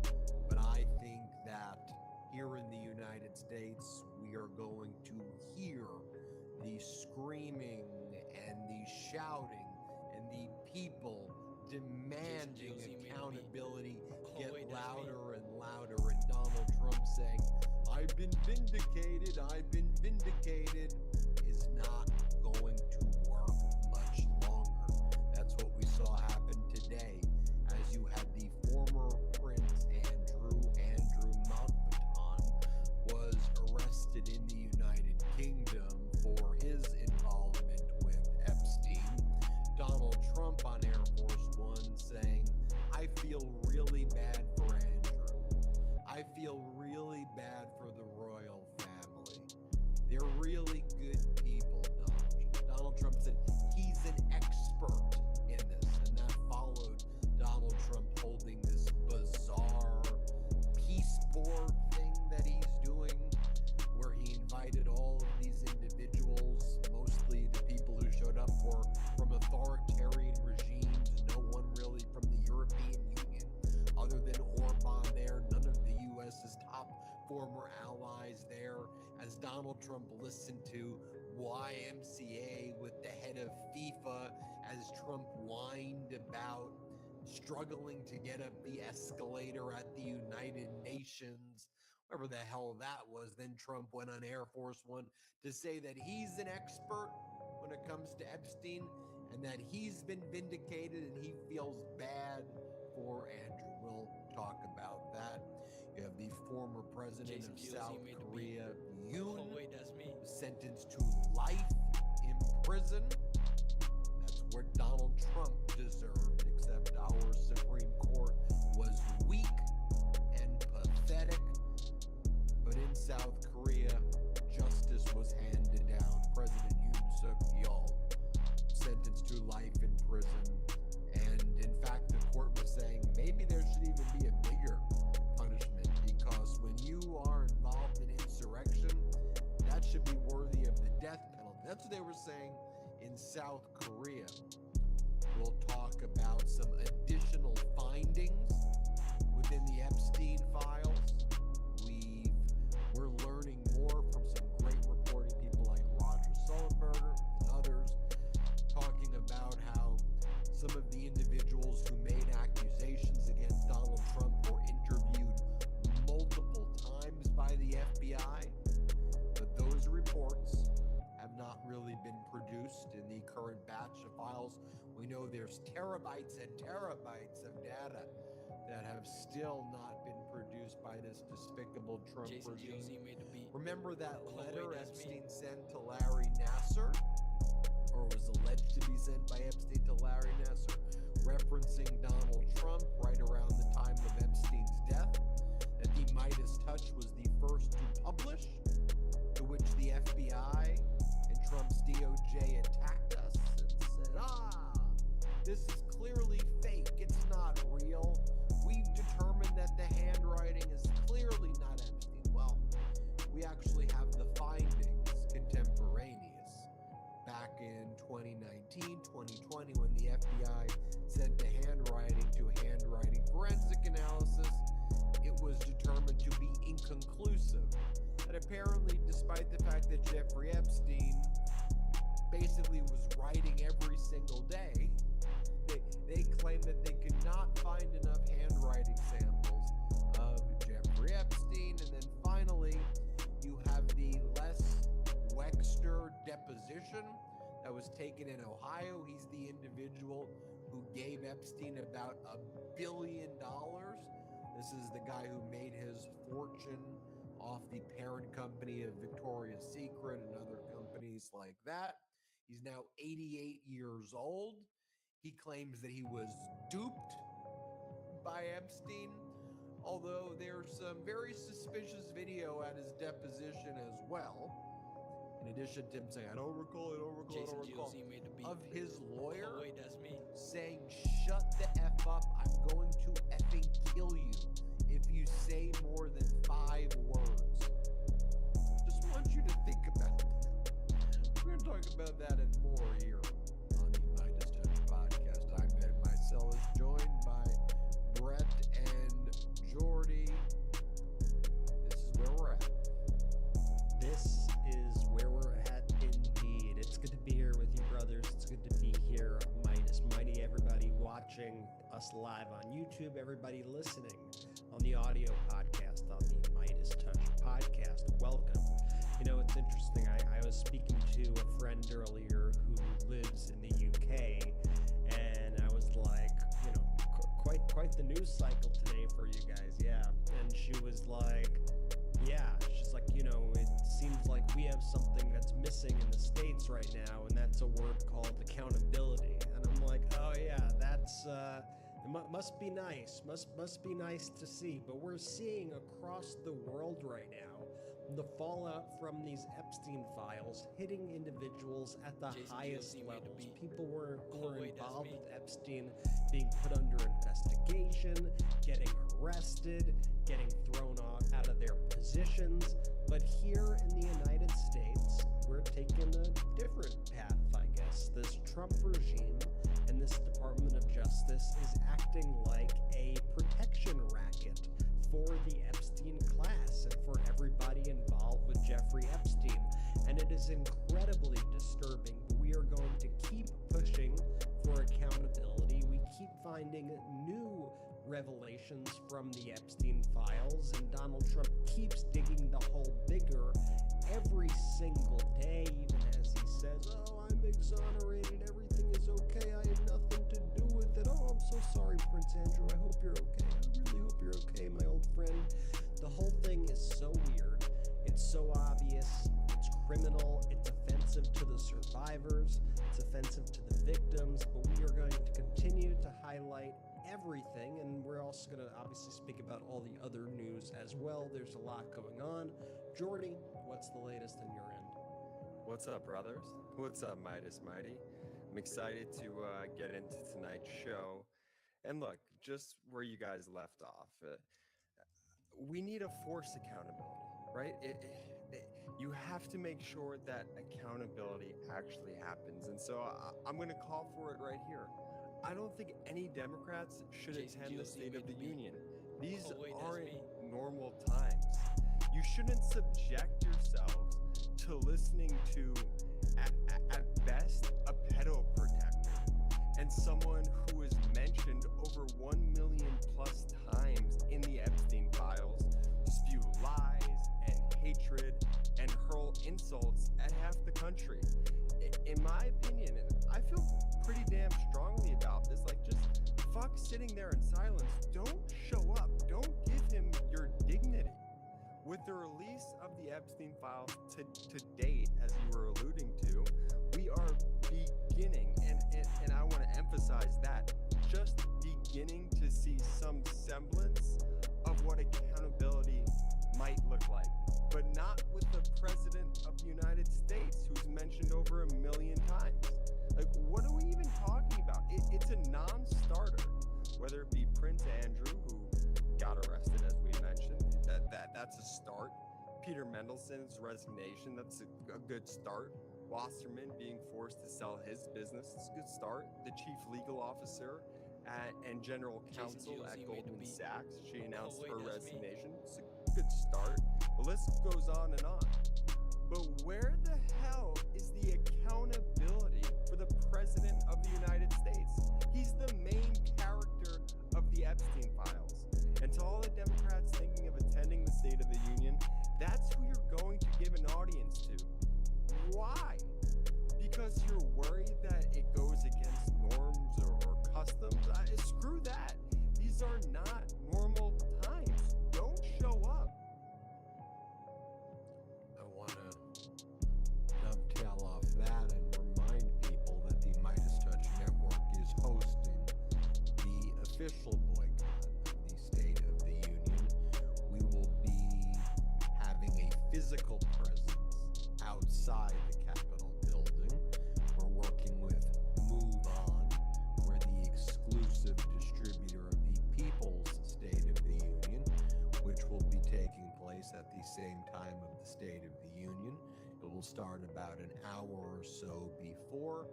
We have multiple members of Congress. We have senators. We have House of Representative members who will all be giving speeches.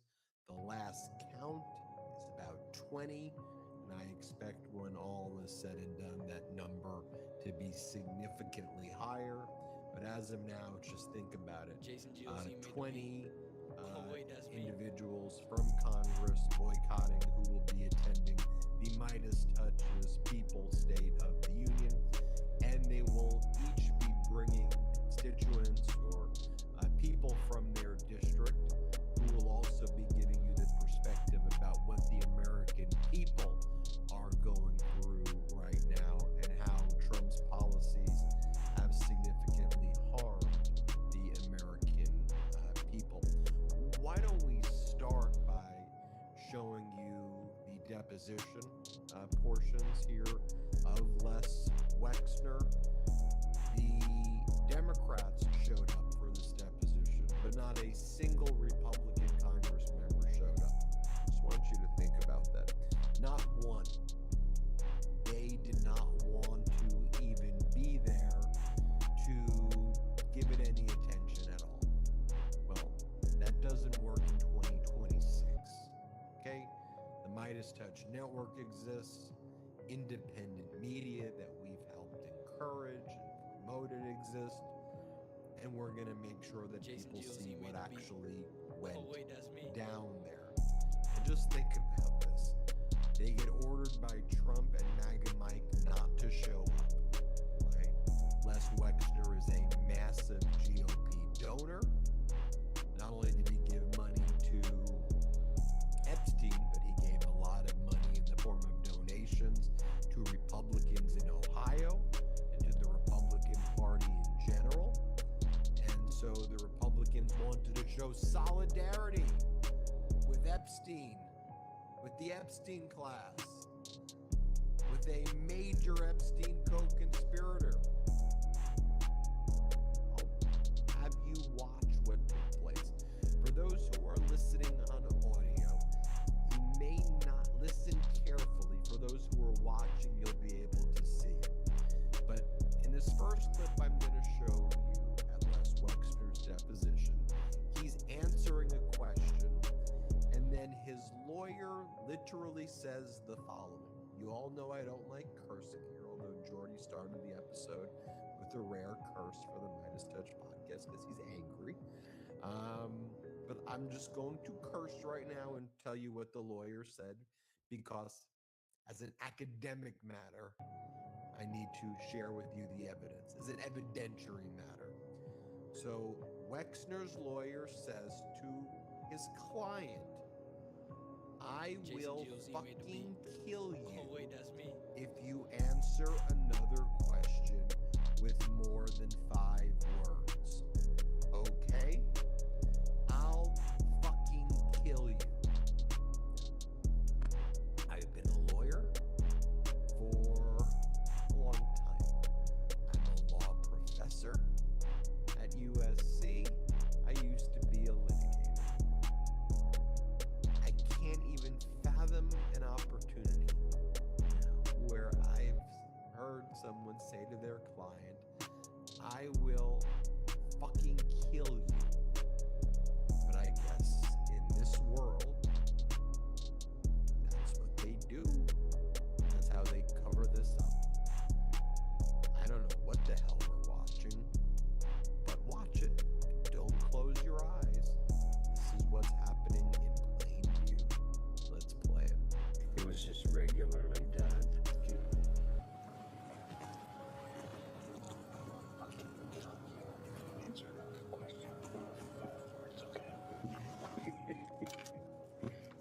Answer the question. made the beat. Oh wait, that's me. Now, what types of questions did he not want his client answering? What type of questions does Donald Trump and MAGA Mike Johnson and the Epstein class not want Les Wexner to answer? Well, here he is talking about fashion shows. Let's play it. Did you ever spend time with Epstein and Donald Trump? Together? Yes.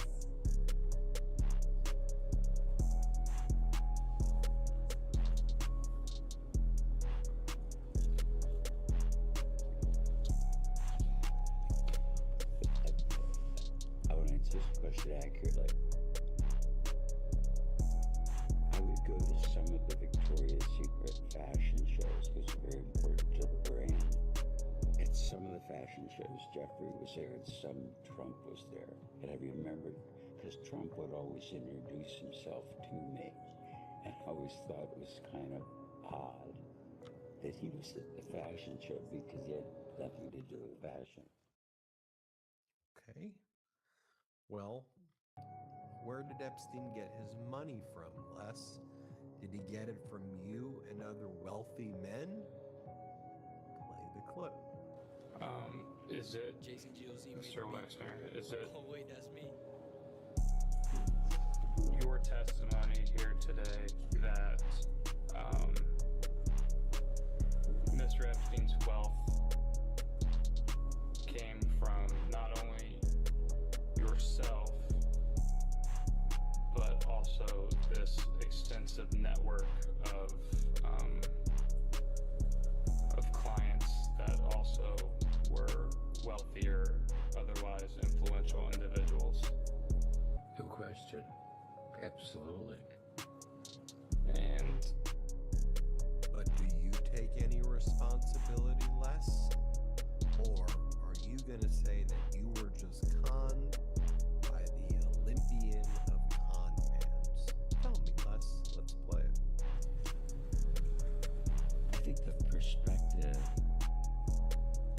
that I have now, and I think what's really important for this group to understand, is that as I look back at it, I was conned by the world Olympic all-time con artist. Jason GOZ made a beat. And you look at, I read in the news all the people he knew, royalty, kings, princes, and all that. An incredible con artist. Do you think that sounds an awful lot like not taking accountability? You just give people $1 billion. That must be nice. Just give people a bill.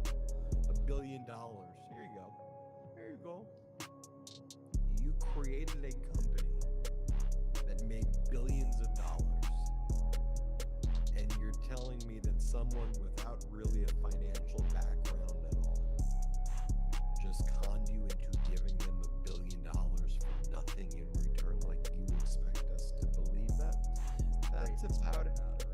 Like, it's not like this was over, you know, he stole a couple $1,000 and like how could this billionaire have noticed that $10,000 left his account? You know, Epstein took like $1 billion from the guy, and the guy put Jeffrey Epstein, and then virtually unknown quantity, a guy who his whole career path raises a whole lot of questions, many of which are still unanswered. The whole thing is weird and bizarre and confusing. The guy was a college dropout. He then ended up teaching math at a prestigious school. Then suddenly he's working at Bear Stearns, and then suddenly he's put in charge of Les Wexner, this billionaire who owns all these companies' finances, and Wexner gives him full control over all of his finances and gives him like all of his money. Take all the money you want. And without Les Wexner, let's be clear, there is no Jeffrey Epstein. Jeffrey and Les Wexner, his money and his influence and his power is what enabled Jeffrey Epstein to do quite literally everything that Jeffrey Epstein did from that point on. And so for him to play dumb about this during this deposition, and especially that lawyer's reaction that we heard, I think that speaks volumes as to what we're seeing. Ben, could you ever imagine sitting there and saying what that lawyer said to him sort of mid-deposition? I mean, even after the fact, I think it would be, you know, a pretty heated exchange if you would say that to your client. But what's the mindset of a lawyer in that situation? Because to me, it just feels like, to what you said, not accountability.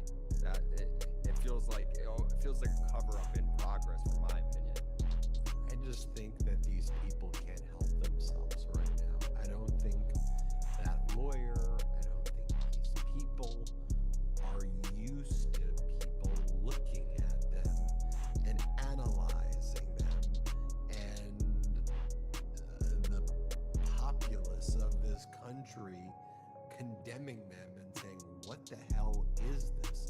They are used to no accountability, and that behavior is just what they do. You know, as Donald Trump said before, you know, when he says he grabs women by their vaginas and you do it when you're rich, he goes, that's locker room talk. He said, that's how we talk to each other. That's just what it is. When you run beauty pageants, Donald Trump says, what do you expect me to do at a beauty pageant? Of course I look at the little girls naked. I show up, I look them up and down, and when you're the inspector, you get to do it. And when you own the pageant, you're an inspector. Or when Howard Stern would say, so you're like a sexual predator. Yeah. Jason GOC I mean, this is what these wait, that's people me. say because there were no levers of accountability. And this is how these people interact. By the way, if this is how they interact in public, what the hell do you think is going on in the Zorro Ranch behind closed doors? What do you think is happening on Epstein Island? What do you think is happening in the house on the Upper East Side or in West Palm Beach behind closed doors? And of course you know why the survivors were so afraid to share their story, because these people had you killed. These people tortured and terrorized and trafficked you. And so of course the survivors were scared. I mentioned the Zorro Ranch. That wasn't even investigated, y'all. It's crazy. They didn't even do a search warrant on the Zorro Ranch where a lot of the sex trafficking took place. And by the way, Ben, we keep seeing this theme come up over and over again. Les Wexner was asked, has the Department of Justice ever tried to contact you? I mean, you're a named co-conspirator in the Epstein files. So surely, at some point, the Department of Justice interviewed you, called you in for more information. Les Wexner goes, no, never spoke to them once. Nope, never happened. You'd think you'd start with speaking with the co-conspirators if you're the Department of Justice. That would be a part of your investigation. But no, and I think, you know, it's worth mentioning or highlighting the fact, and you brought this up earlier, the brands that Les Wexner runs, Victoria's Secret, Limited to, you know, clothing brands for women and young girls. This was the world that they lived in, and of course with the Victoria's Secret comes the Victoria's Secret fashion shows, which were these events that Epstein would always be at, and Trump would always be at. And we know that a big part of the web, and I'm not accusing Wexner of anything in this, but I think it's worth noting that a big part of this sex trafficking scheme, and there's been so many good articles on, by the way, the Wall Street Journal has done incredible reporting on Epstein, to their credit. And when you look into the stories about the Epstein sex trafficking scheme, modeling agencies played a major role, because that sort of allowed them to make their actions look clean, almost like the way like money laundering, you know, kind of works. What they would do is they would give these young girls, oftentimes in other countries, which made these girls dependent on the people who were giving them money. So they would go to like Russia, for example, or one of the Russia satellite countries. They would get a young girl, a modeling scout, like a Jean-Luc Brunel, the French modeling scout, who was also found hanged in his cell a few years after Epstein, who was being prosecuted for this like similar crimes, buddy of Epstein's. They would put these people on modeling contracts, quote unquote modeling contracts. They would send them to the United States for Epstein and for Epstein's associates, and they would be there on visas under the guise that they were getting paid as models, but really they were being sex trafficked. And they would have to live in Jeffrey Epstein's homes, Jeffrey Epstein's properties, and they relied 100% on Epstein to survive. And I think that's also an important part of this entire story, to show you the ways, the devious nature in which people like Epstein and people like Brunel and those in their inner circle trapped these girls and young women, trapped them in this world by making them reliant on them for their survival and teaching them, grooming them, telling them that the way you make it in this country, the way you make it in this world, and if you want to be successful, is by giving sexual favors to people like Jeffrey Epstein and his associates. And Brett, of course, right? No one reached out to Wexner from the DOJ. We're witnessing an active cover-up. We're witnessing a cover-up in progress right now. It's so odd. Donald Trump has so weaponized the government in ways that go well beyond anything we've seen. This is what I'm saying. Like, this is what we have to just force the accountability here. Anytime Donald Trump's name is mentioned going forward at any conversation, it should be immediately followed with his association with Jeffrey Epstein and the cover-up of the Epstein files. It is damning if that is not the case. It needs to be on the tip of tongue of anybody who ever utters his name. Let's Jason GOC also, made as a we're beat. trying to search Oh, for wait, that's me. accountability, right? You have a truth commission that's been formed in New Mexico. Epstein had this ranch that he bought in 1993 from a former governor of New Mexico, because Epstein rubbed shoulders with business leaders, governors, royalty, etc. So he got this ranch. It's about a 27,000 square foot ranch on 10,000 acres. It's in Santa Fe, in a city called Stanley. And we know from the files we know that there were some of the most horrific acts of sex trafficking, sexual torture, and potentially murder that was being committed there. Potentially bodies being buried in the area. There's some allegations of that. We know that there was a lot of the sex trafficking took place there. No search warrants executed, no subpoenas, no one ever, like, the FBI showed up there in 2006, 2007 in connection with the West Palm Beach investigation. And then they were speaking with the house managers who started talking about how Epstein would fly in with helicopters with these girls, and he would say they were masseuses. And then the FBI met the house managers at the office area, and then the house managers got a call from main office, Epstein, saying don't speak with the FBI. The FBI just left. There was no further investigation there.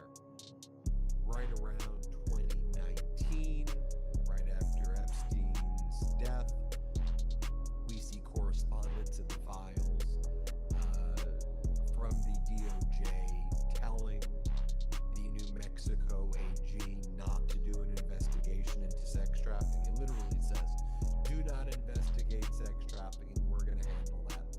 And then that was never handled at all. And now we know that the Zorro Ranch was purchased in 2023 by a guy named Don Huffines. He's a MAGA Republican. He's a big Trumper, this guy, Don Huffines. The Huffine family made its money a few generations back in the automobile dealership industry. Don Huffine's son, Russell, Jason GOC made the young guy Oh, in wait, his that's 20s me. or so, but has a senior type position within the current Trump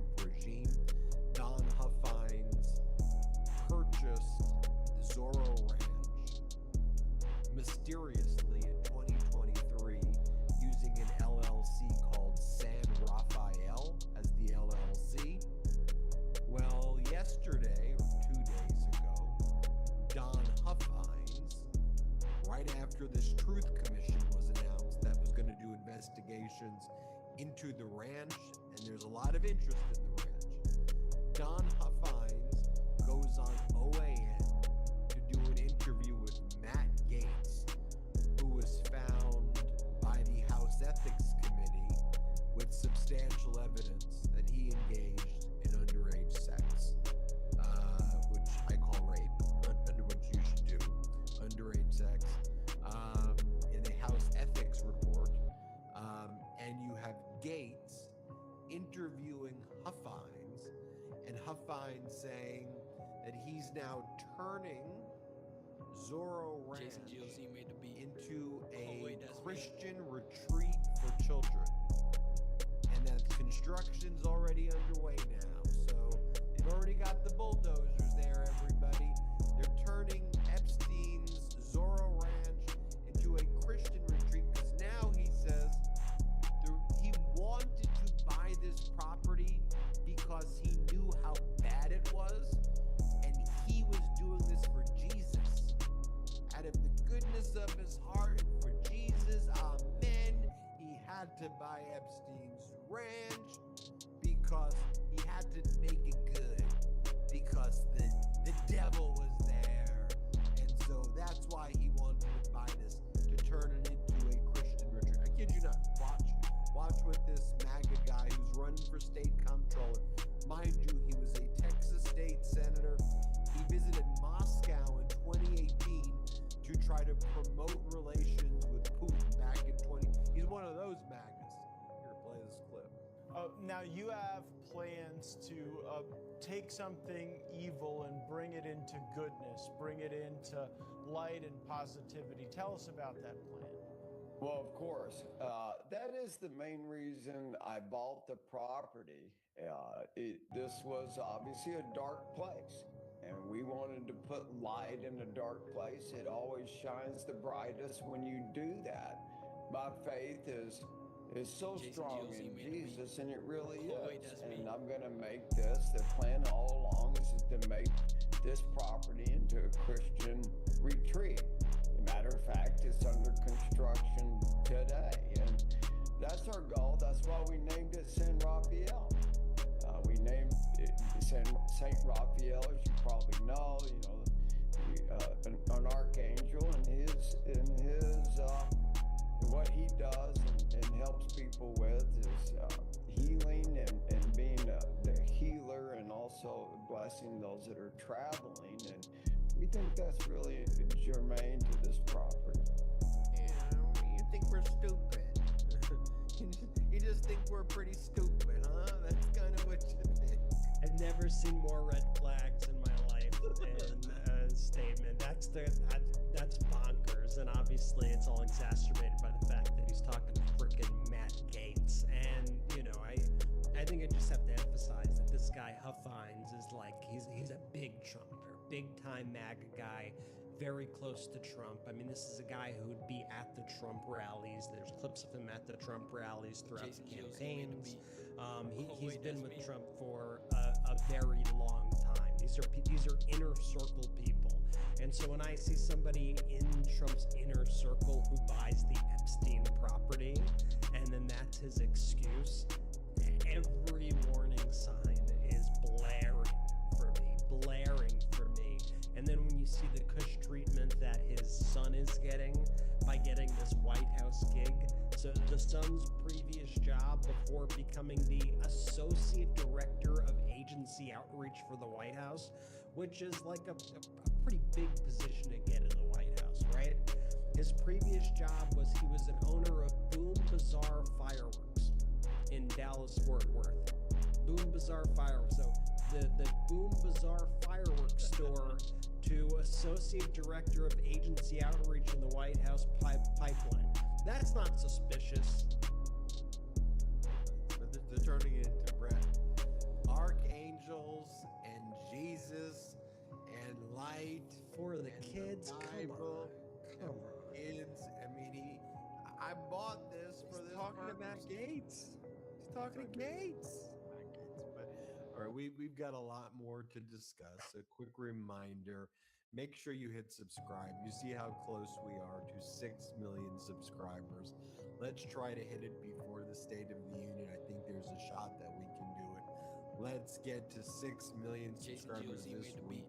One way you can help this network too is after you watch this, just go and text message 5 to 10 friends